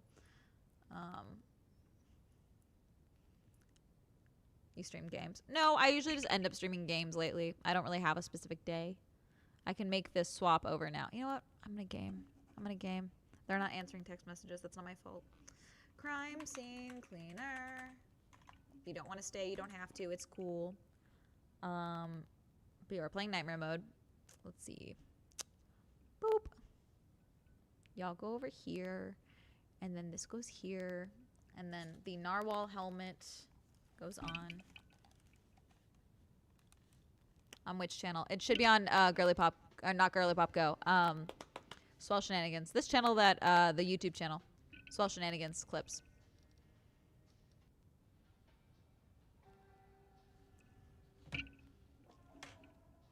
Everything's out of my way. This is it. My last stop's been running from my past from too long. Did it reset? Okay, no. There we go.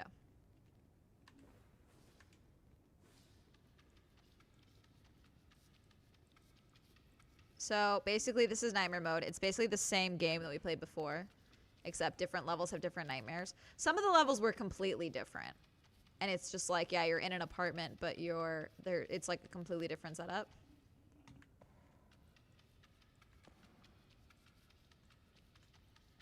Sometimes there's horror elements. We were like hunted by animatronics in one of the levels. There was a lot of mannequins in another level. But sometimes it's like basically nothing. And it's like, yeah, there's just cold stuff. The Wicked One has been like about to be summoned this whole time. They keep threatening the Wicked One. So we're probably going to see a big thing at some point.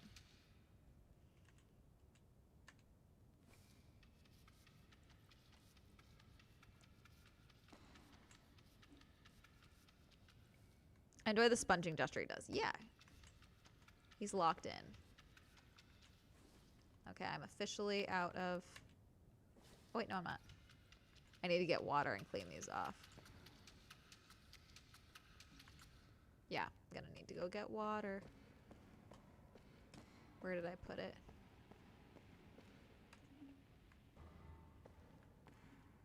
There it is.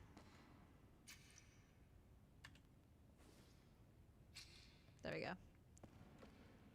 Ah, I hate that sound. Sorry. Thank you for following. Sorry, when I don't have my headphones on, I can't tell that it's the howl, which was such a fun idea when I originally put it on there. And then now every time I play a horror game, it stresses me out.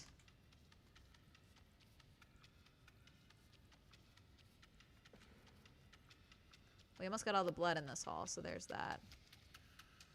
We aim for like a 95% if we can. It's fine if we get a 90, but... Nope.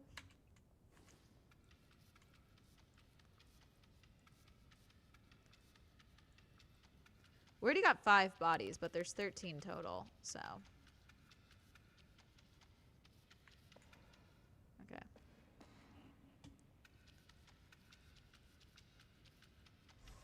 There we go.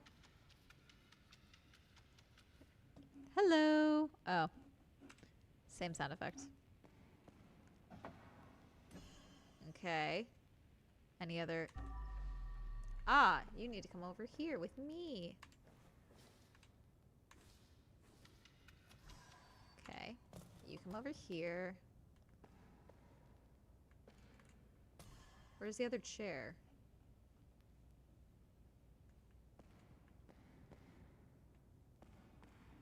Chair. Where are you, chair? Oh, right there. Duh. Hello. There we go.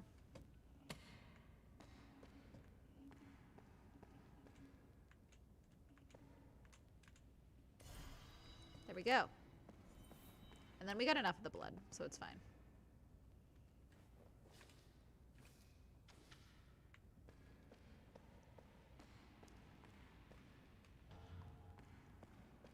Okay, let me get this. We're gonna go dump this, probably.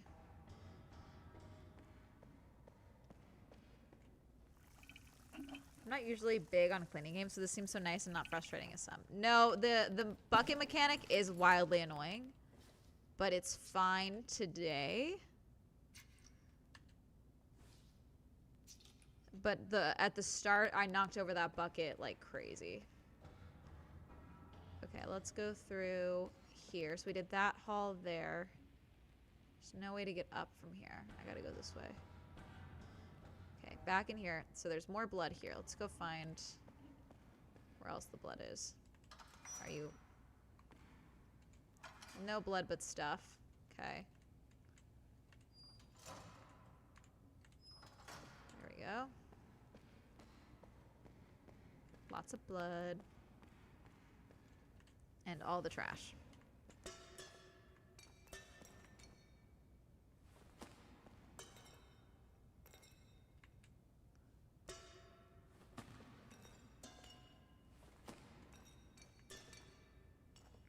My janitor training comes in handy once Wow. again. Let's put that there for now. But yeah, we were a janitor, and now we're a crime scene cleaner. But it's not terrible, yeah. It could be worse.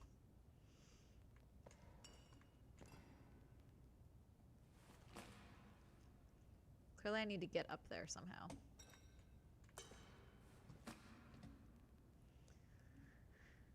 Oh yeah, body. Probably should get that. Hi. Did you fall? Oh, kind of. Well, there's water spots, so there's that. Okay, let's get you.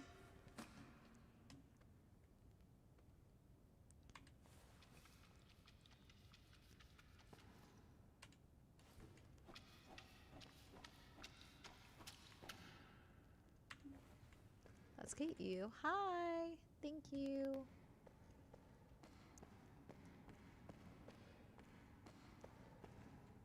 Can't open that. That's locked.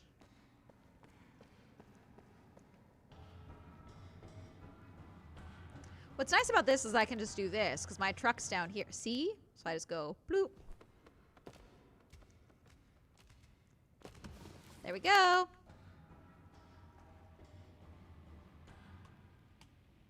It's a lot of blood. Hee hee. Okay. Let's see. Is that a stair? That's a ladder? Perfect. Here we go. There we go.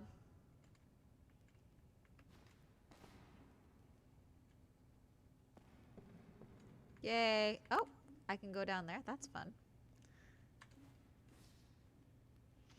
Happy. Hey, Swell. Hope everyone is having a good night. Yeah, we're doing good so far. I have to go to a party at 9 p.m., which I'm not looking forward to, but I love my friends, so that's going to be fun.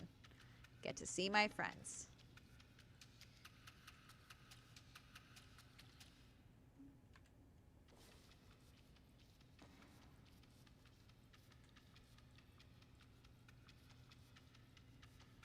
Look at all this blood. It's like no one ever thinks about the crime scene cleaner, you know? No one thinks about what I have to deal with. It's really rude, frankly. Oh, I thought I could get through up here to the other side. I guess not, but that's okay. We got to clean up all this anyway. I guess we'll try and go through here because I can crouch. Whee! Okay, now I'm in here. Where does this lead? Anything good in here?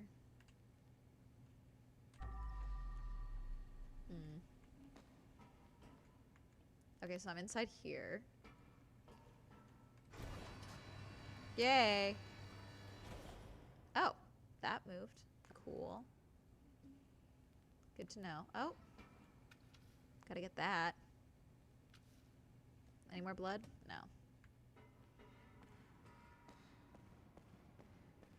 Oh, did it change to... Perfect! It's up there. Did it do what I needed it to do? I think it did. Okay, yeah. Let's go. Let's go. Yep. Whee. Yay. Hello.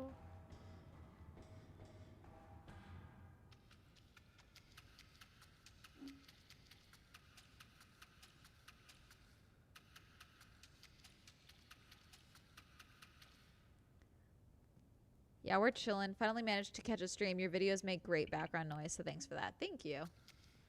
I'm cool with that. That's, you guys are my... See, YouTube is nice because, like, they don't care about lurking. Twitch doesn't seem to like lurking much. No, not again.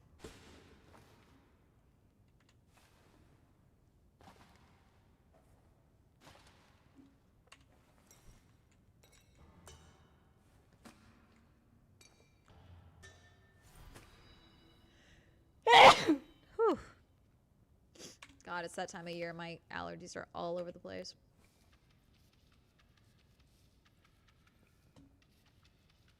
Why is the spa and wellness thing up here? So the spa is a spa chat that Big Mike owns. That we cleaned at an earlier level. Lurking, yeah. So like when you're kind of not actively watching. Oh, I need to clean the sponges. Okay, well...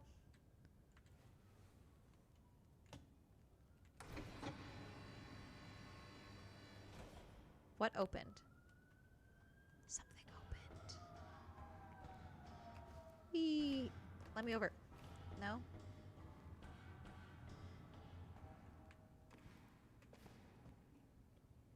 Something opened and I don't know what. But I need water, so it's fine. That's okay. I just need water.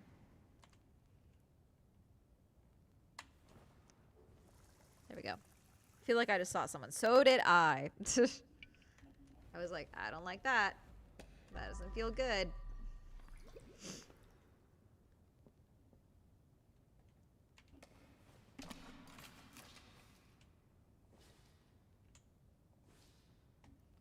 Okay.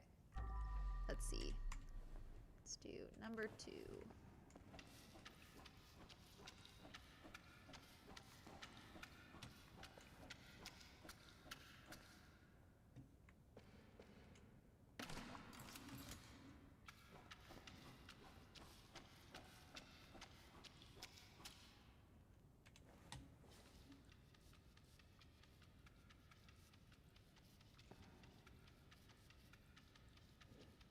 All the blood. Like, it's just so tall. Why did we get this much blood everywhere? Guys, what are we doing? What are we doing? Oh, you're not full. I need to fill you up. Boop. There we go.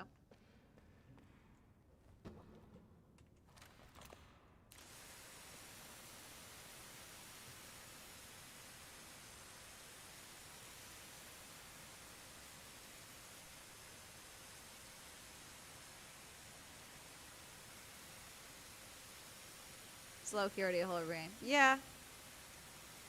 But they make it more horror-ish, I guess. But, I mean, this level is pretty tame.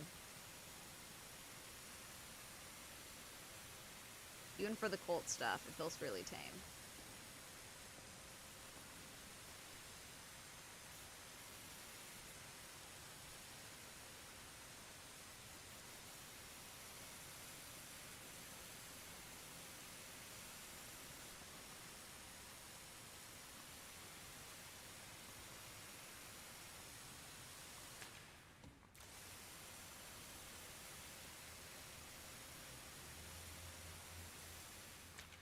There we go.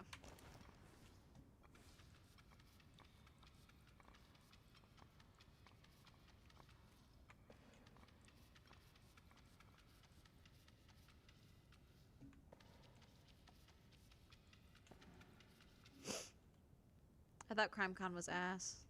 Okay. Does a viewer subscribing via Prime have any actual benefits to streamers? Like, I get, it's not more money. It's like it is money. But it's money that you guys are technically not, like, paying. It's like a benefit to you being a Prime user of Amazon.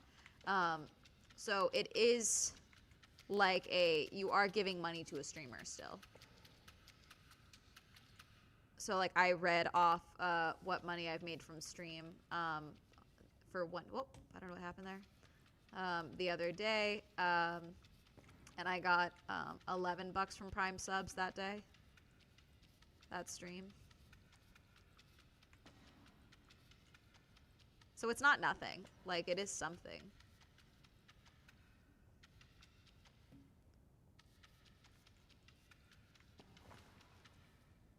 Jesus, sorry, that made me jump.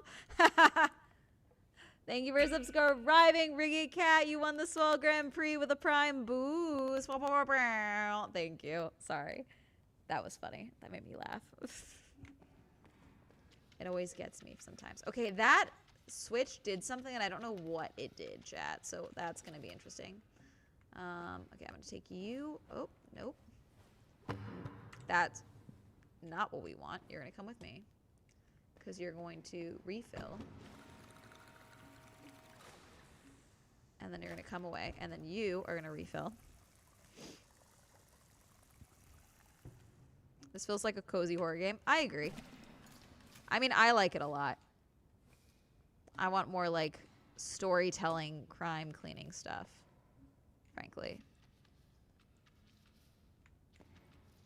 Okay, let me go back up and clean more stuff upstairs.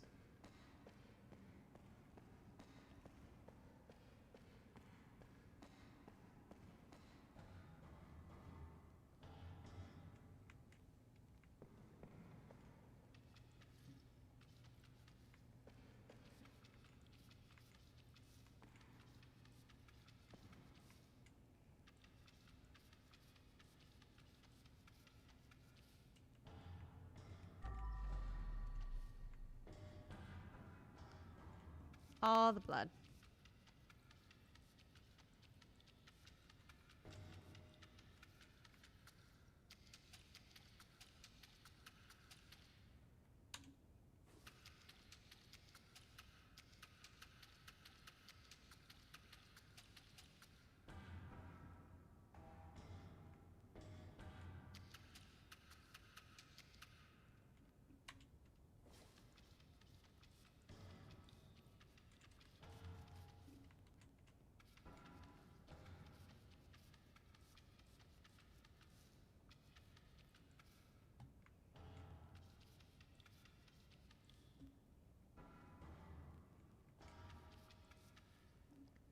Close enough.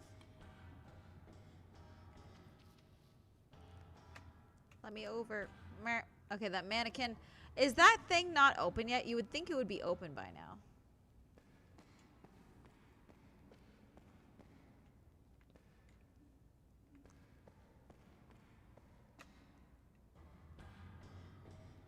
Let me handle these.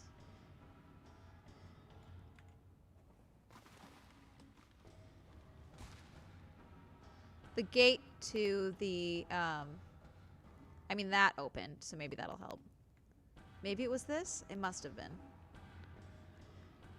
Oh, it's a mannequin. Yeah, it's been a mannequin. I think that's all the garbage bags so far. Yeah, that's open. That must have been it. I must have opened that category.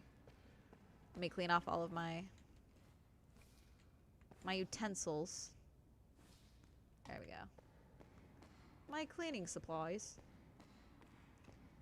There's a lot of blood in there, so I need to get in there.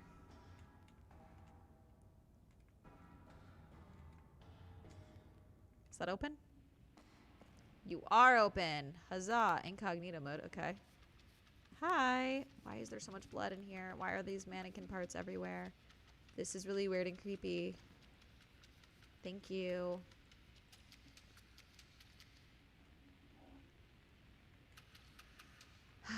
Don't like it. Wait, there's furniture I need to put back? Where? Oh, the mannequin's bits. Is it literally all of these? Okay, that's creepy. Is it gonna move when I do this? Should I clean before I do this in case it comes to life?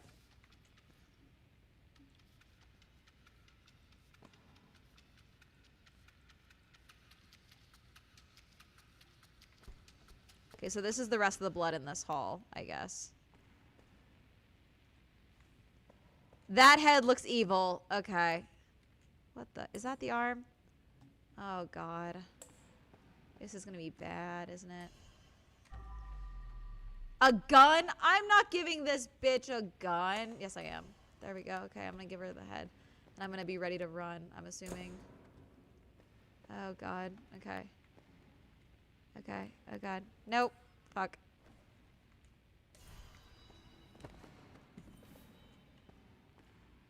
Okay.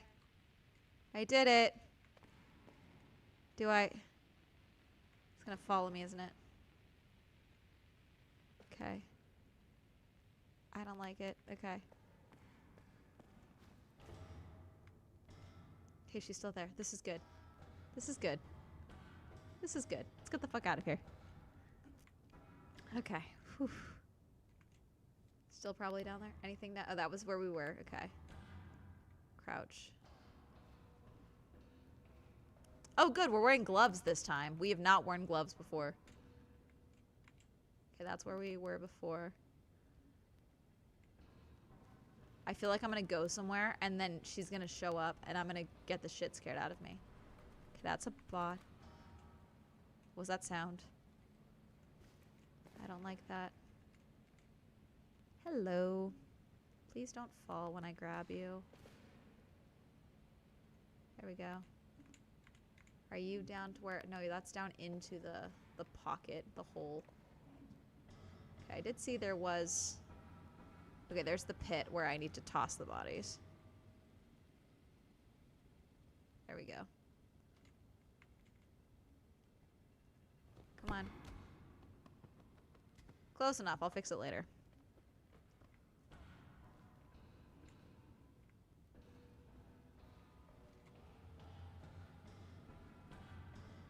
Okay, let me clean. Gosh, so much blood. So much blood. All the blood. Okay. Authorized personnel only. Yeah, I bet.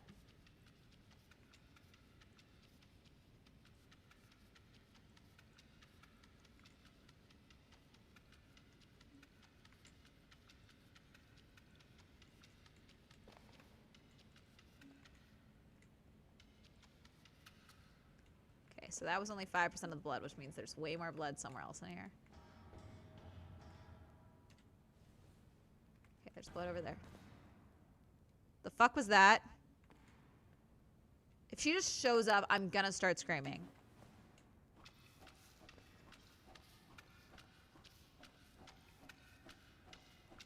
Because why are you out here? Oh gosh. Is that blood? Oh, that's so much blood.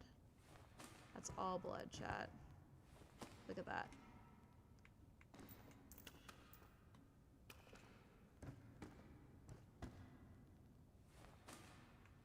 Ugh.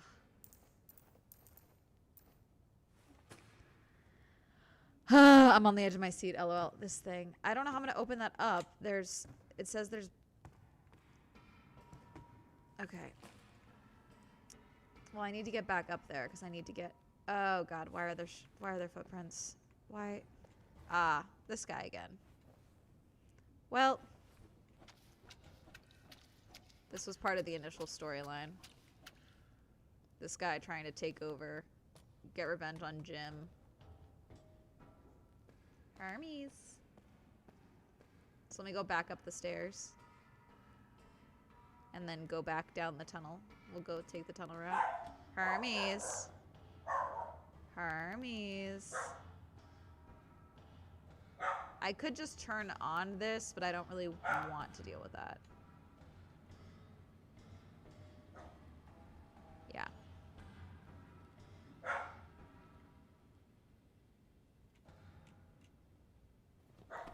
Bye. You did it. Oh. That too. Bye. Thank you.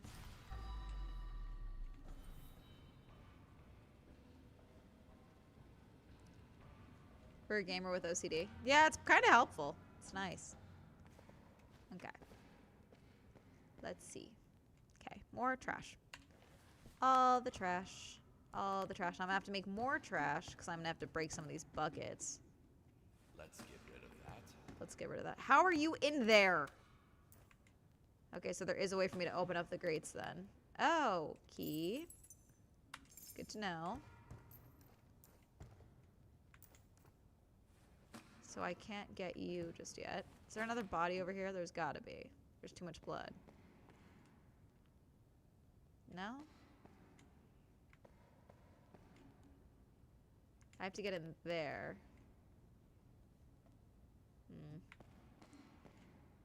Okay, well, I gotta start breaking things first. Let's...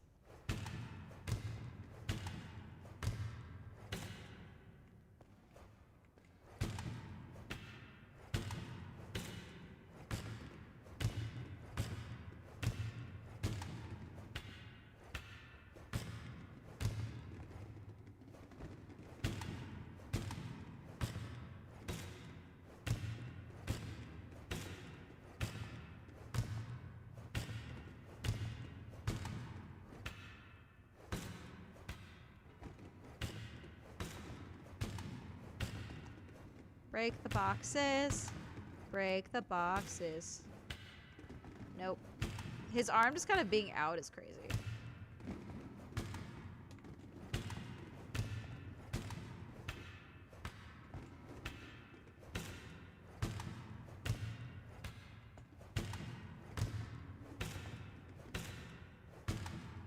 Now it seems a little far-fetched. I didn't realize Nightmare Mode was new content. I thought it was the same, just harder. Yeah, it's a different storyline. This is definitely a different layout of the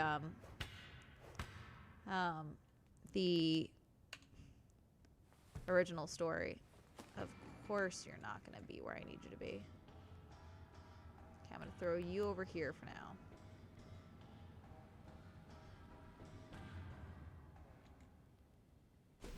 Whoop.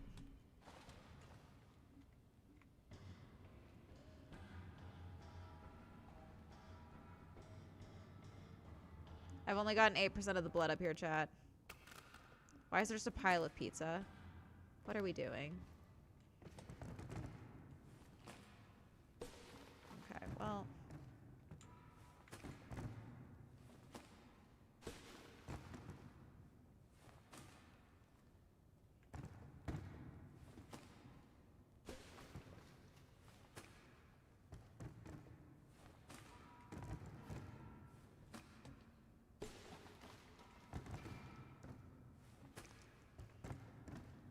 I gotta break some more of these.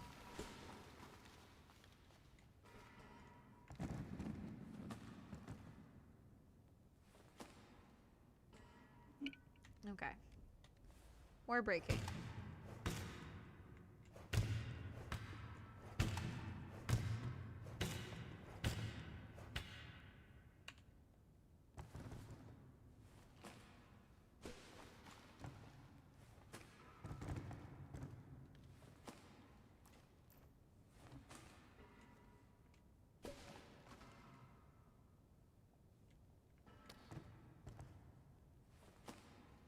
Okay. So there's got to be a way for me to get to up there then and turn that on to move these around.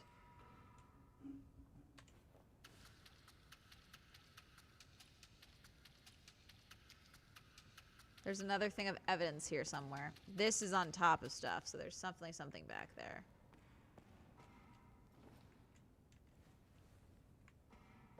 Water. Yay. Okay. Hang on. Let me do this.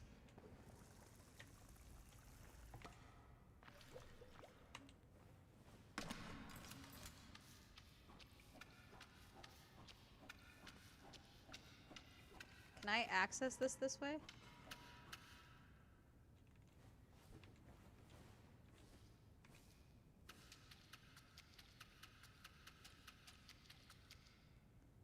Okay.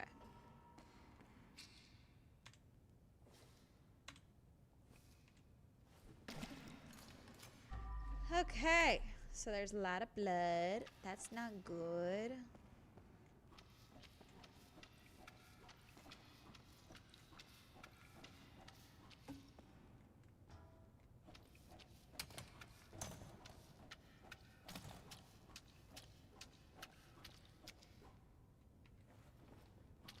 Nope, I need... This just being crawling with blood is crazy. So yeah, there's definitely parts of this that are definitely the same as before.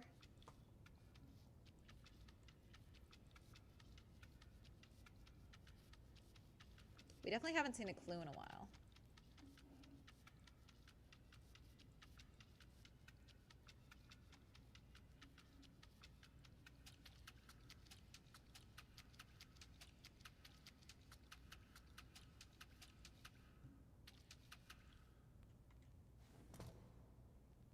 Okay, let's move you for a second to like get this.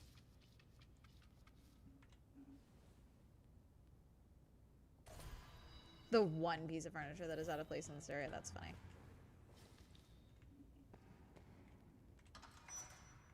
Anything? Pizza.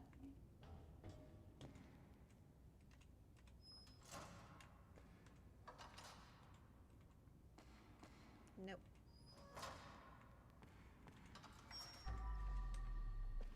That's the pizza.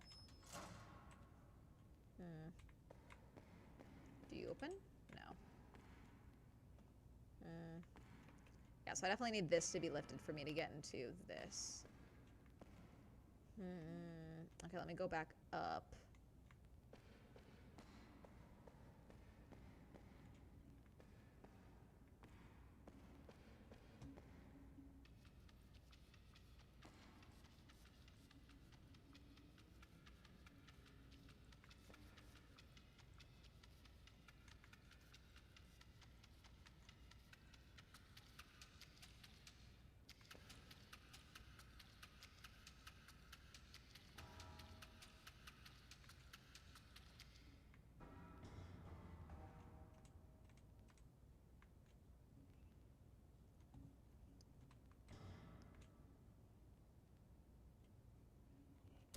A toy for big boys.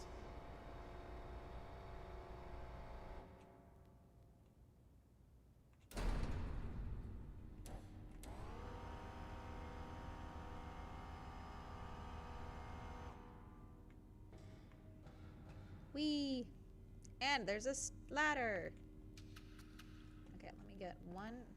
Do I crouch for this? There's no way. I guess it is. Jeez. This is crazy.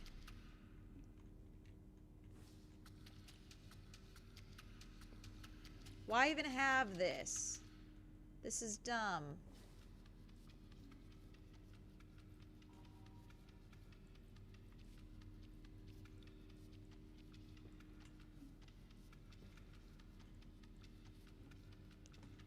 Can the pizza be eaten? It cannot be eaten. We don't get tired though. We're locked in. We're driven by the power of committing crime. Or facilitating crime, I should say. Well, we are committing a crime. We're aiding and abetting. We're, you know, hiding evidence. We're destroying evidence. We're doing it all. We're doing a lot of things right now. Okay.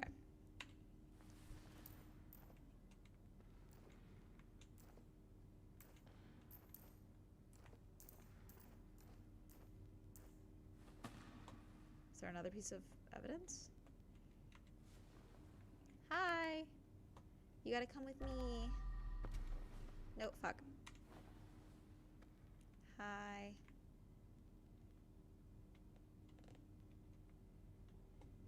So slow. We're doing it for family though, so it kind of negates all the crime. Yeah, I don't think the courts would see it that way. I don't think they'd be like, yeah, well, your daughter's dying. We get it. Like, I don't think they'd be like that. I don't think they'd be cool with that, you know? Like, we might get it, but, like, I don't think the courts would get it.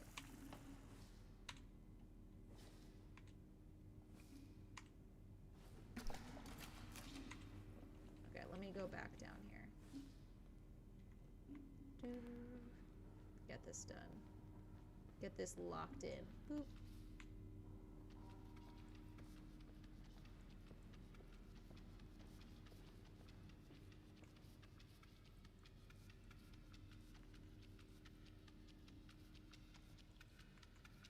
This is one of the dumber spots that I think I've had to go into for this game.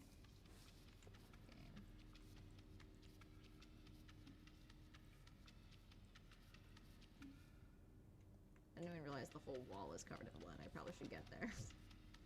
Probably should go handle that.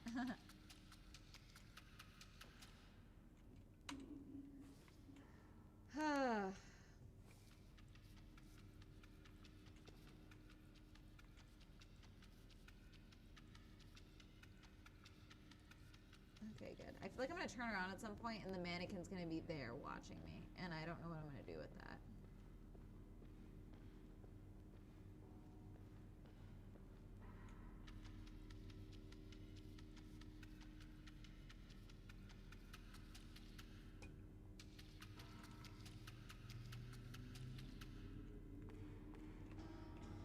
Let's go. Yay. Oh. Let's go. Hell yeah, that's good. Okay. I need clean sponges. Hold on. Oops. Oops. Excuse me. There we go. 2 sponge style. Yeah, he double hands it. We're locked in. We're what you call just super locked in here.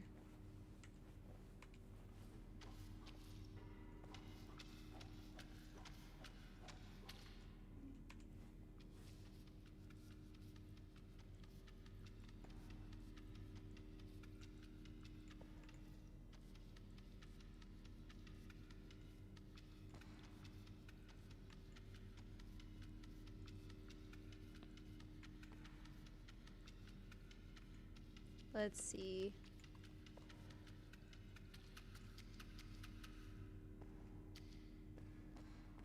Let me get this back wall because this one's rough.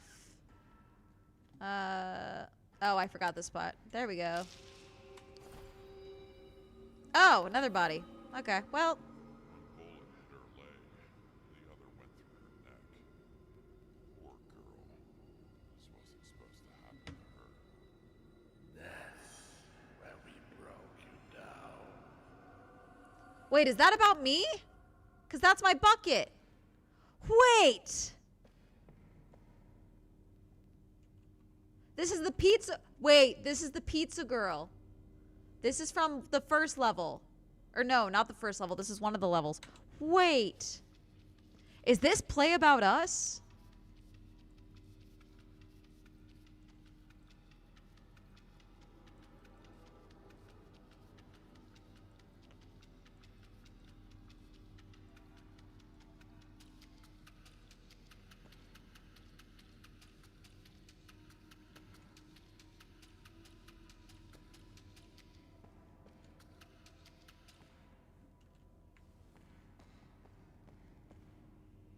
This is the pizza girl from one of the levels.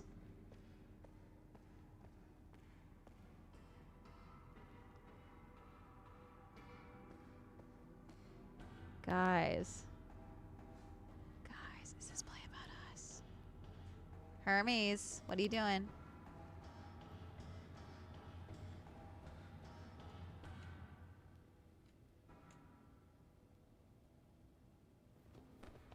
Bye.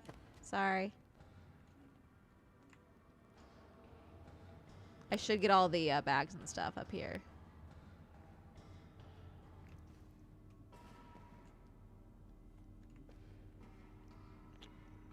I wish I could carry multiple things, but I can't, which is a bummer. Oh, that's why they have the Mateo sign. That's why they have the pizza. I was like, that's weird that the pizza sign is here.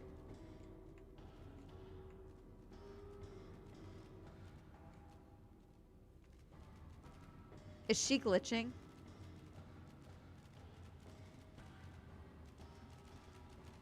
Is she glitching? Sounds like she's glitching.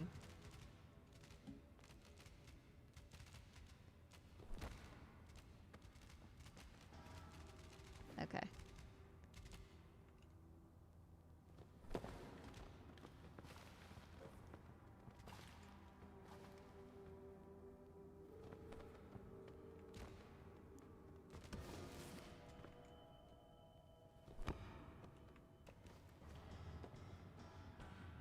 Okay, the doll is still there. That's good. Could be worse.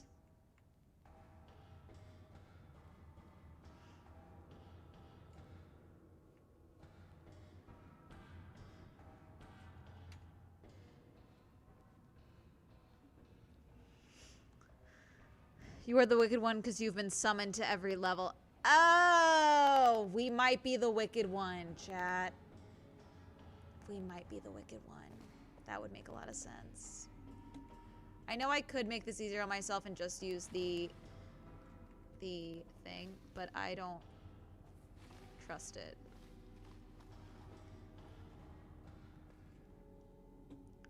So let me just prime these things to be easier.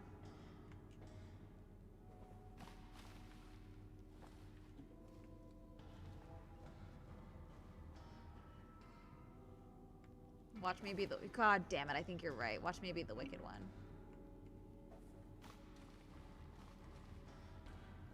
And the wicked one is just me, a manifestation of myself and my own guilt over what I'm doing. Because I'm covering up horrible crimes. For the crime lords. But I'm doing it for the pursuit of my daughter's health. But also it's like, would she want to live this way? You know? If she knew that I was helping bad men do bad things and hide their bad crimes. You know? Boop boop. Okay.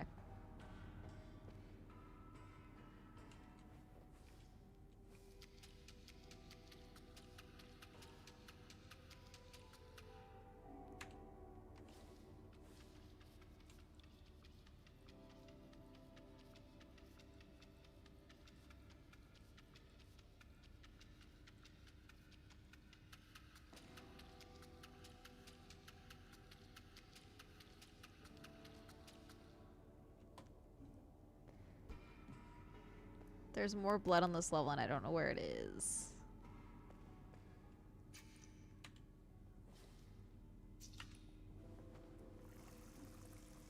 Finding out this may be one of the few situations with a little action is better than the metaphorical possibilities. Yeah.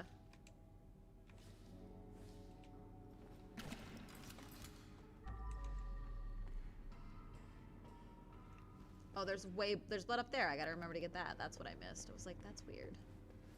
Shouldn't be this much blood still on the thing.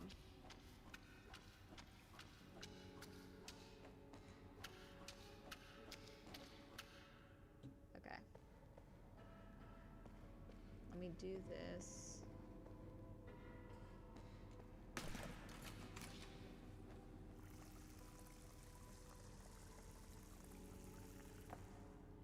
No, honey, I literally cleaned for the mob. I had dual sponges. It was awesome.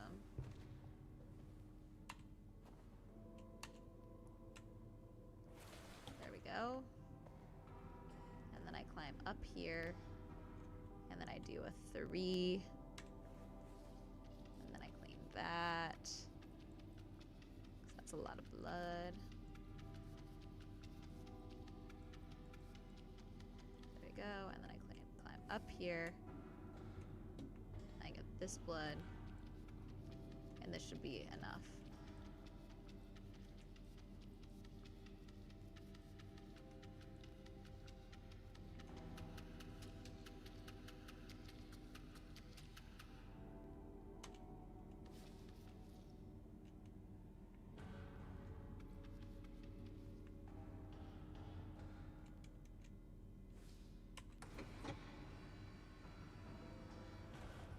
Yep, there it is. Nope.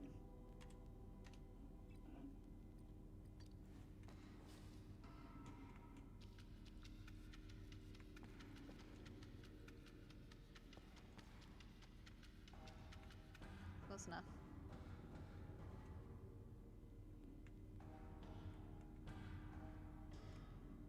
Oh, I did not get any of that. Oh well, that's fine. Ah, fuck.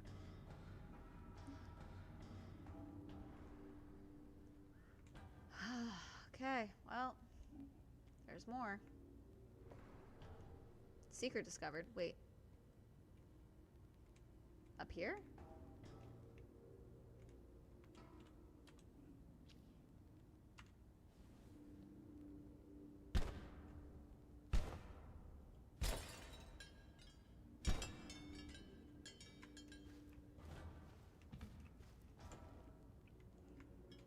Oh. This is a secret? Oh.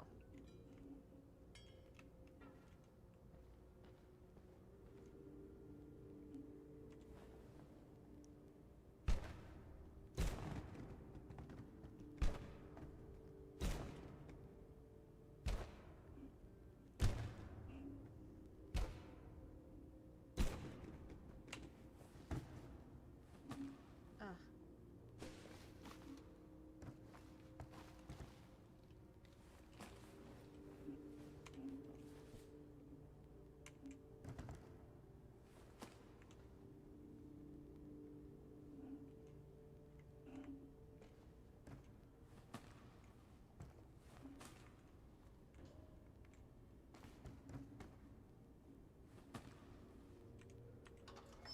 Okay, well that opens.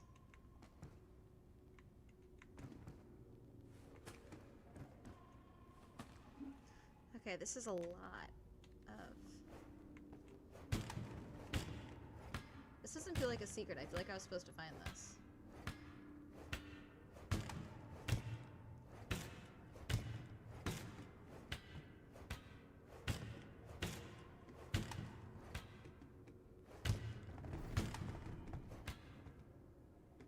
Okay.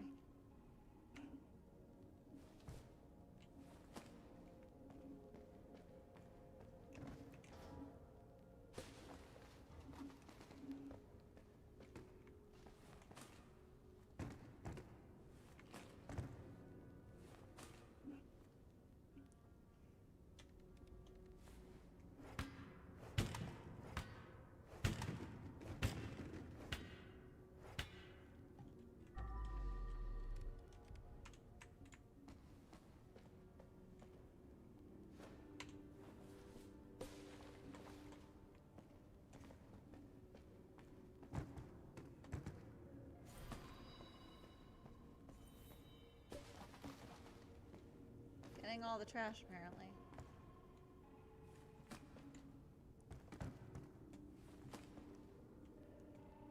Okay, well...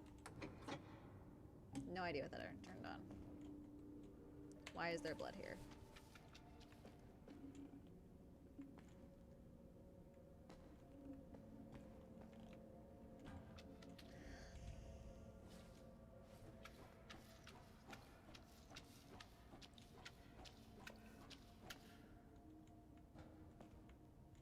Was this a secret? There's no way. This had to have been the secret.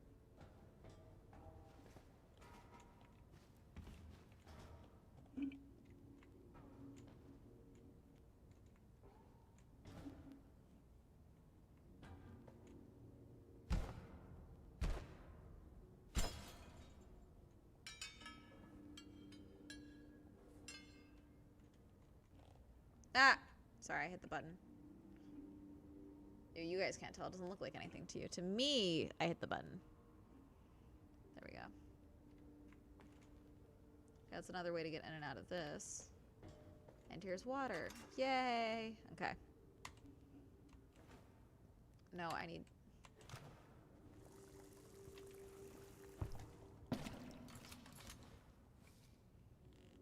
Okay, well... Let's go clean.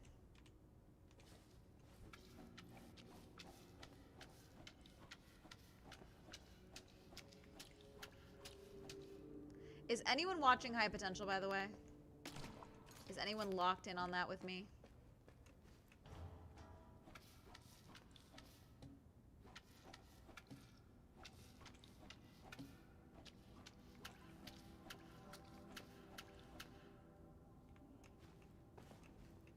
What?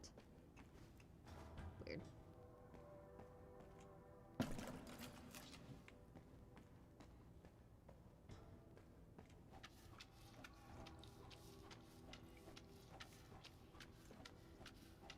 All work, no play.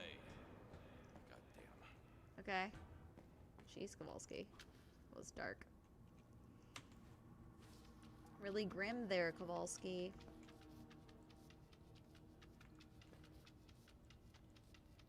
Jesus.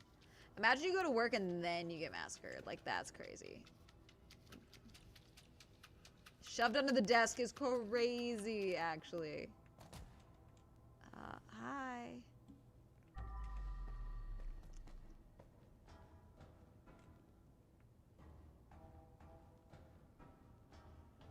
I'm gonna leave you here because I do think I can turn this on.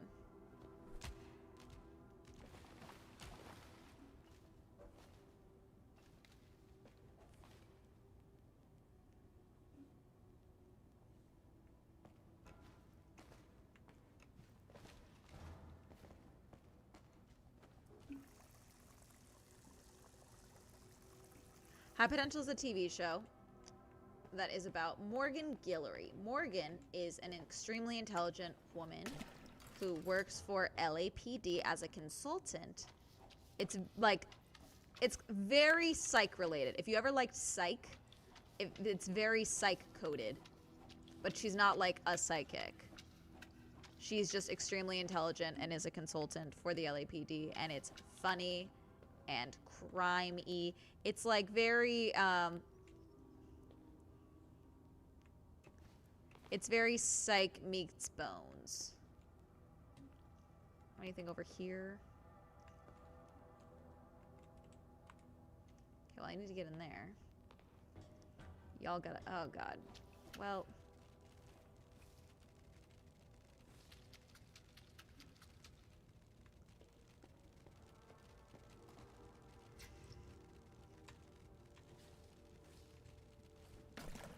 Okay, well, the dead body is kind of doing things, so that's fun.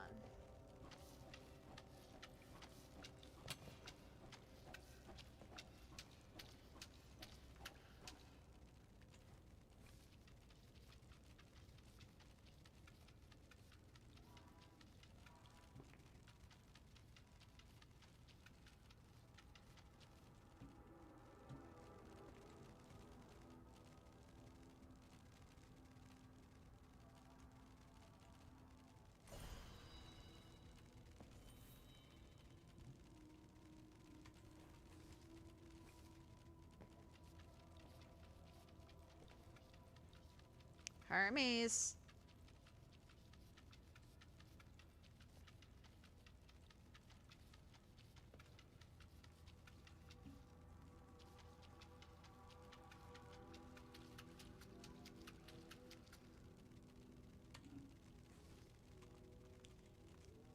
Don't turn off my flashlight. It's scary here.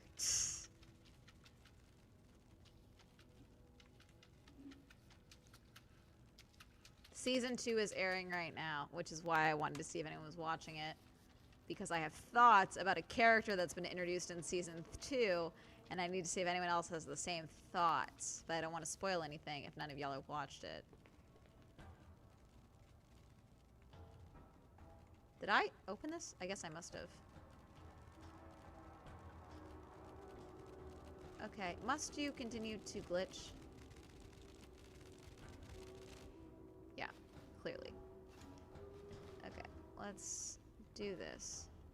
Because you're going to continue to glitch until I get this done.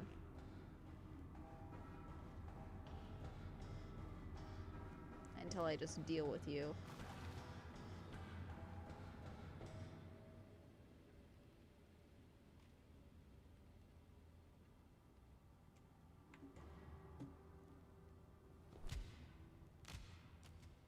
Close enough.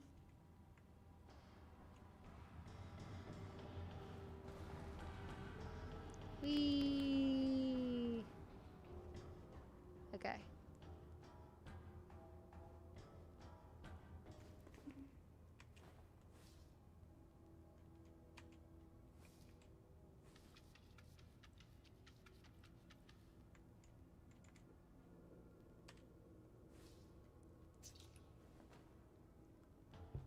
Take you back over here.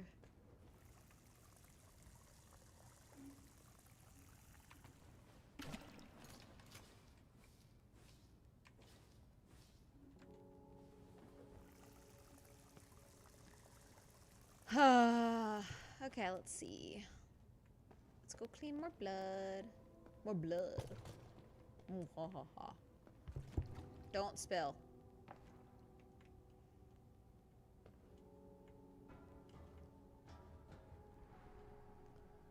Okay, this is a totally different hall. Wait, did I get all the blood in this one? What's the blood at in this one?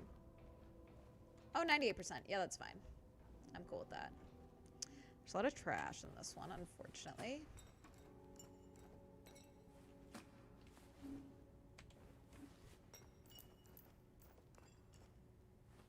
Can't pick up anything with a full bag. Can't make up anything with full back. Fuck you, Kowalski. Why are you in my way? I'm the brains of this operation, clearly.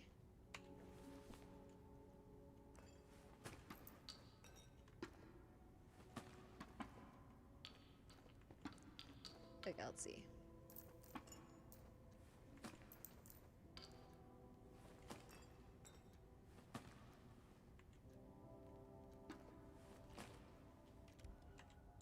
There. Okay, that's all. That's a tarp. The tarp's covering a door. What is that movement? What is that smoke? Oh, it's the thing. Oh.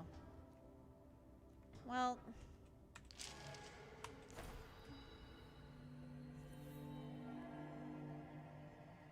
Sorry, Tyler. This isn't the kind of trouble I can get you out of. Yep, this is me again. That's where we devoured your soul. Why are you all up on me like that? Yeah, this is Tyler that got shot by Big Jim. So clearly I'm just going through my greatest hits. Like clearly I'm really going through it. I feel like this has been missing from most of the this level though, you know? Like the nightmare mode. Like the Wicked One, this is the only time where it's been like, yeah, no, you are the Wicked One. You know what I'm saying?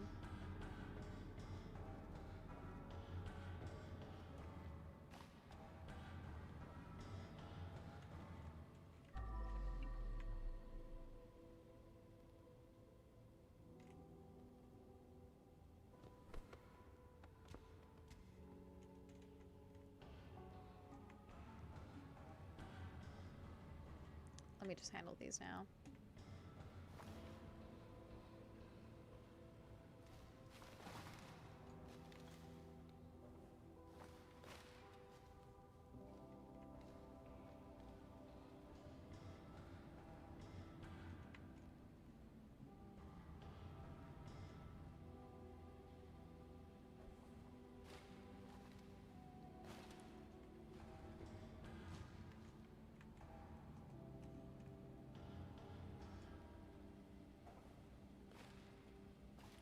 Close enough.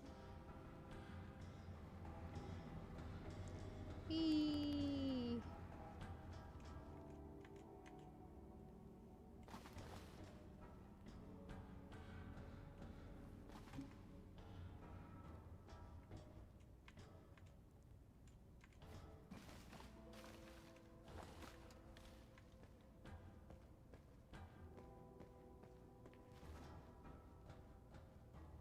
Okay.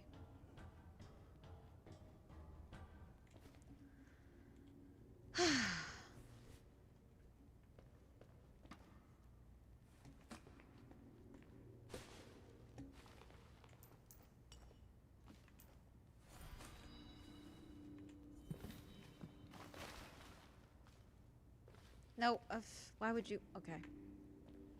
Well.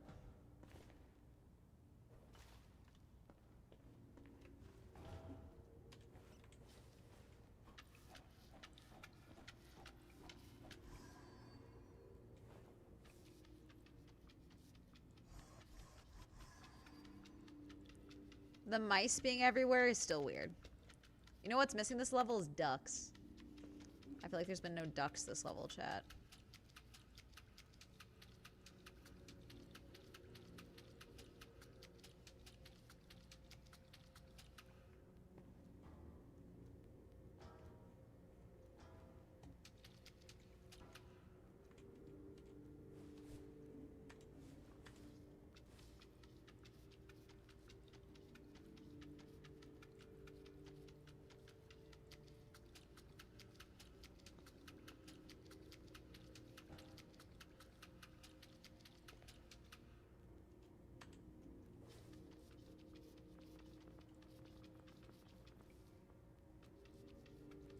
Have you ever had a cockroach in your apartment? Not in this apartment. Not in my other one either. Not in my Hollywood apartments. That's where I was before this. There's definitely cockroaches outside, like when I walk Hermes, but I don't get them in my apartment. I hate when they classify the paint as blood. It's really annoying.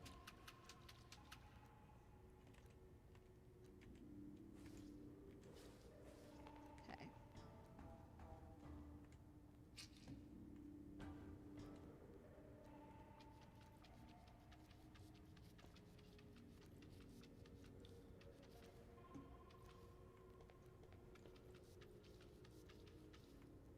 Okay, I might need to just do this.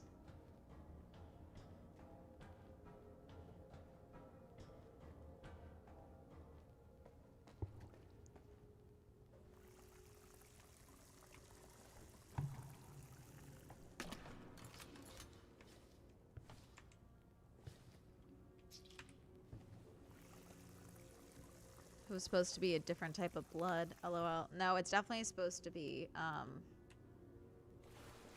it's definitely supposed to be paint. In other levels, it makes more sense because there's more of a thing with the paint, but this time it doesn't feel like it makes a lot of sense. Okay. There's definitely more bodies that I'm missing.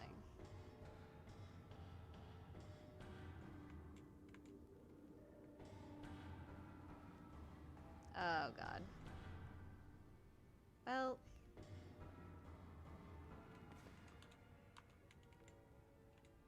Can I not open this? Are you alive? Or are you dead?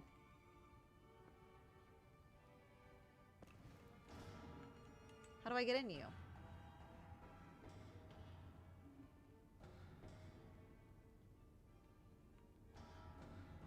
Oh, hello.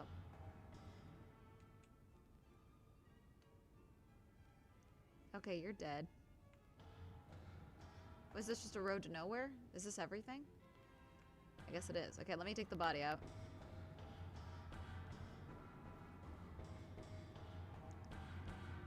This probably is the last body and the others just aren't counting because I'm not, what's it called? There's the, is that it? There it is. Let's hope that made it somewhere down there.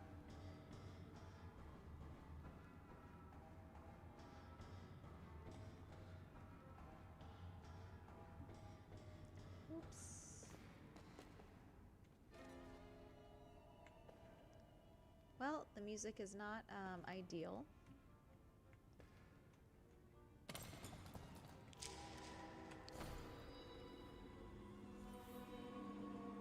Oh, Jesus.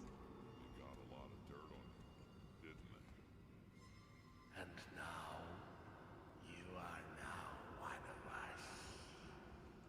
All hail the Wicked One. Well, All hail the Wicked One. am I the Wicked One? I don't think I am.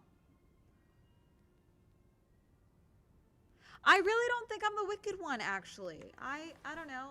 The vibes feel weird.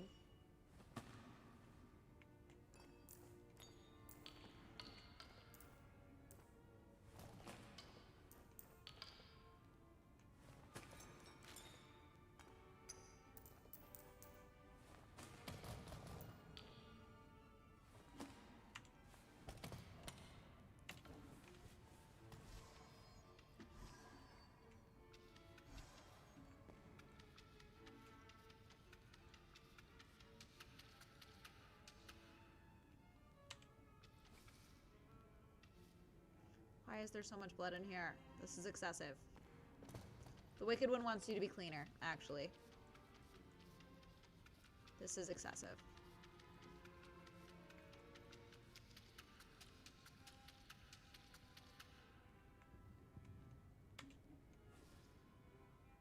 The Wicked One also demands a water source, because what is this?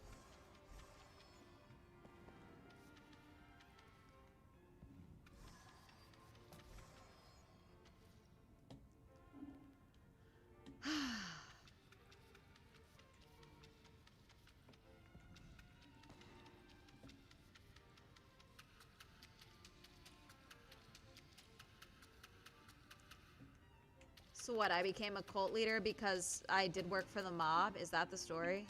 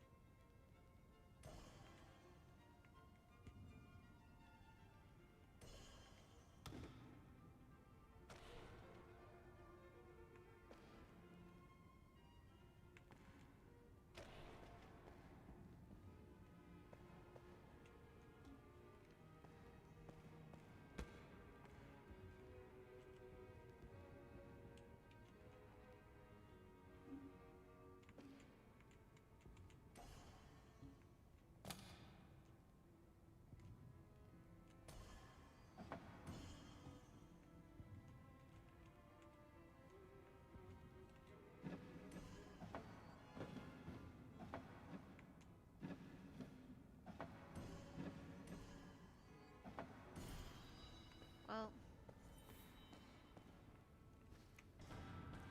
I need more water, so I gotta go do that.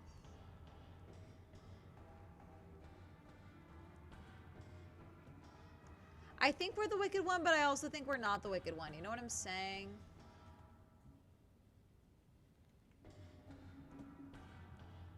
The vibes feel weird about us being the Wicked One. Also, what was the deal with the mannequin? Like, is she gonna show up?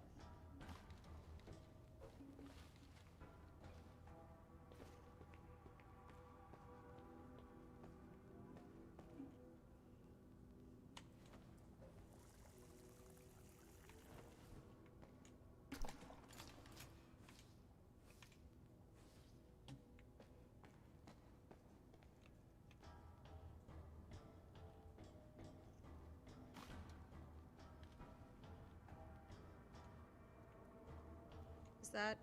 Oh, I thought it was projecting something. It's not.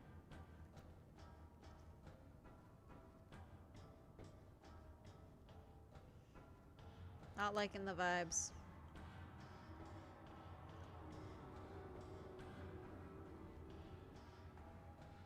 Coming to clean.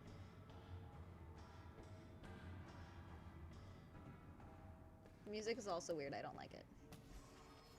Just think of the money. Think of the money. No, we're in a cult now, Kowalski. We can't just think of the money now. We're past that.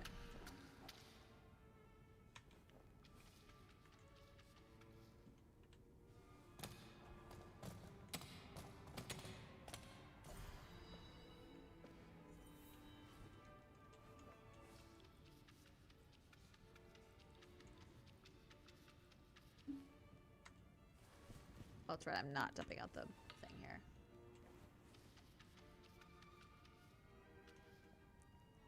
Can I just pose y'all?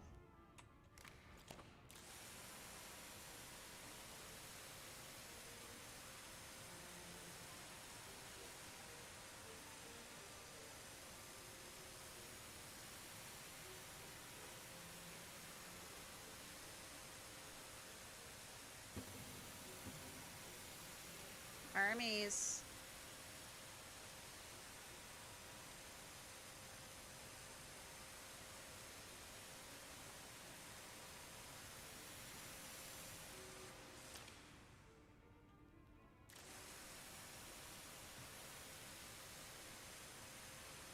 Becoming the cult leader and then also being the janitor is actually crazy, actually. No, I refuse.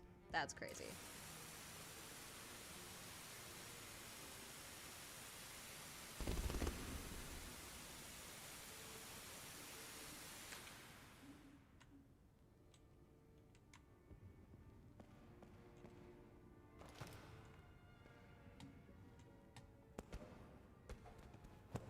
No, that's, why would I throw it? Why would I throw it? Why would I throw it? Why would I throw it? Thank you. Thank you. God.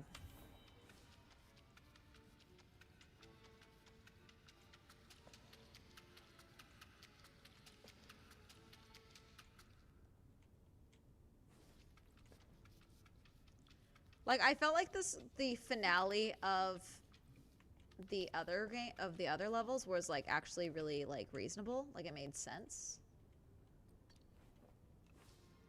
This feels like it makes less sense, you know? Not like it doesn't make sense, but that it's less, feels less finished.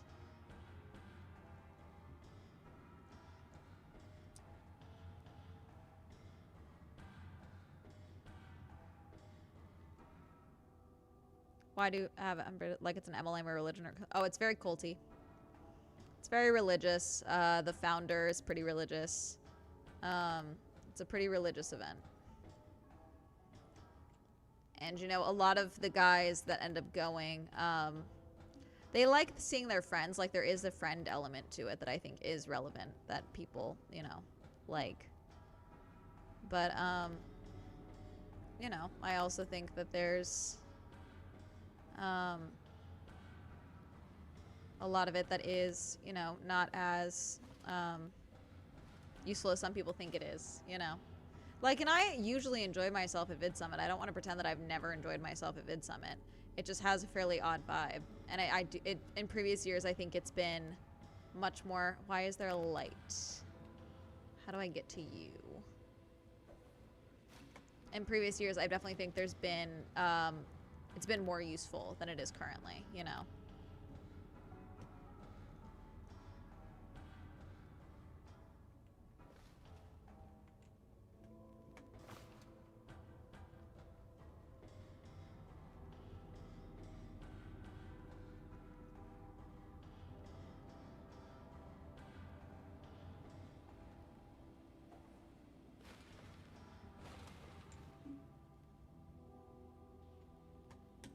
I gotta get down there.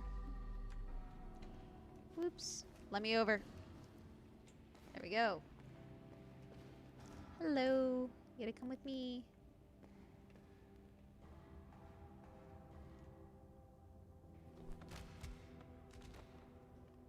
Hermes.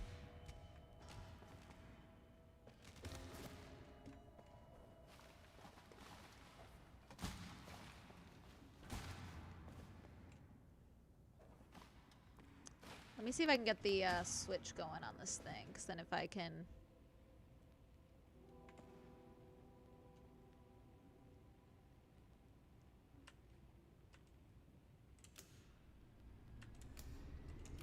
That might work. Let's see. Trash bags should be coming. Yeah. I know a lot of them had fun. You know, for CIF, you know.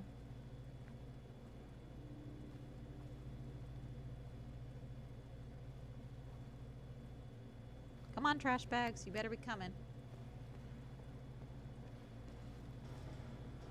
Oh no, you fell. We don't want that. Did you fall down?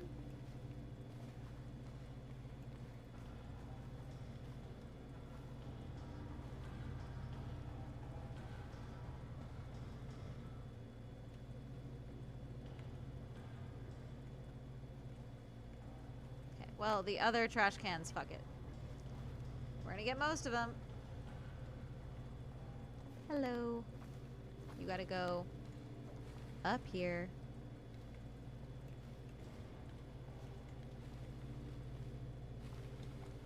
Hello. Okay. Well.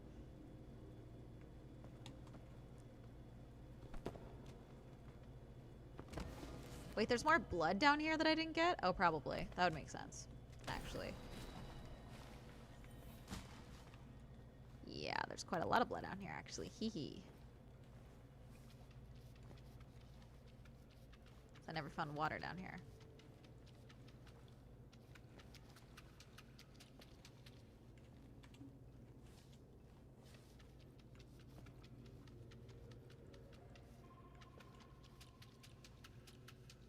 This one we're just gonna call a loss.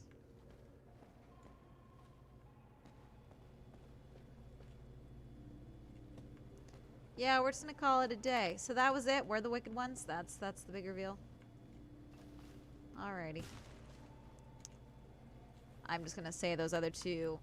Yep, we're done. Well.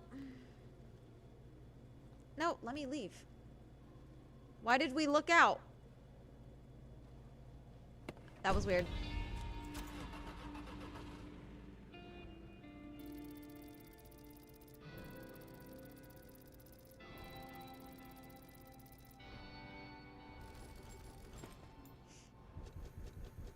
Well, the end. So that's done with all the nightmare mode stuff.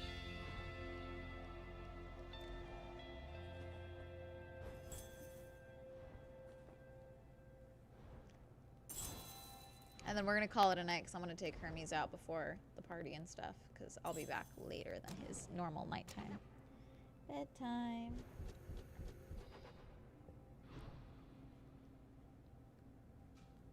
Boop, boop. Waterproof cardboard. So are we a cult leader? Complete all nightmare versions of Call-In, Dead Mission, Sweet Dreams. So that's it?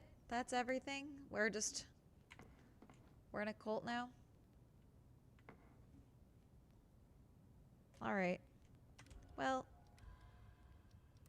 I don't know. I feel like I would have liked more. But it's fine, I'll accept it. Because it is like a free update that's plugged in onto the game. So that's pretty sick. Well, thank you all for hanging out with me while we yapped. You know, thank you. I'm going to go get ready to go to the party. So going to raid out. Who is live? Oh, Phoenix is live. Do you guys want Phoenix? Oh, never mind. They're both playing Hades. Never mind. Y'all are getting Phoenix for Twitch. And then YouTube, I will see y'all tomorrow. But have fun, Twitch. Wait, raid. Have fun with Phoenix, and I'll see y'all later. Oh no, there's been a few games that have ended, and I'm just like, really? That's what we got? So, it is what it is. But thank you guys for hanging out with me. Have fun with Phoenix. He's playing Hades. Bye. And YouTube, I will see y'all tomorrow. And yeah, bye.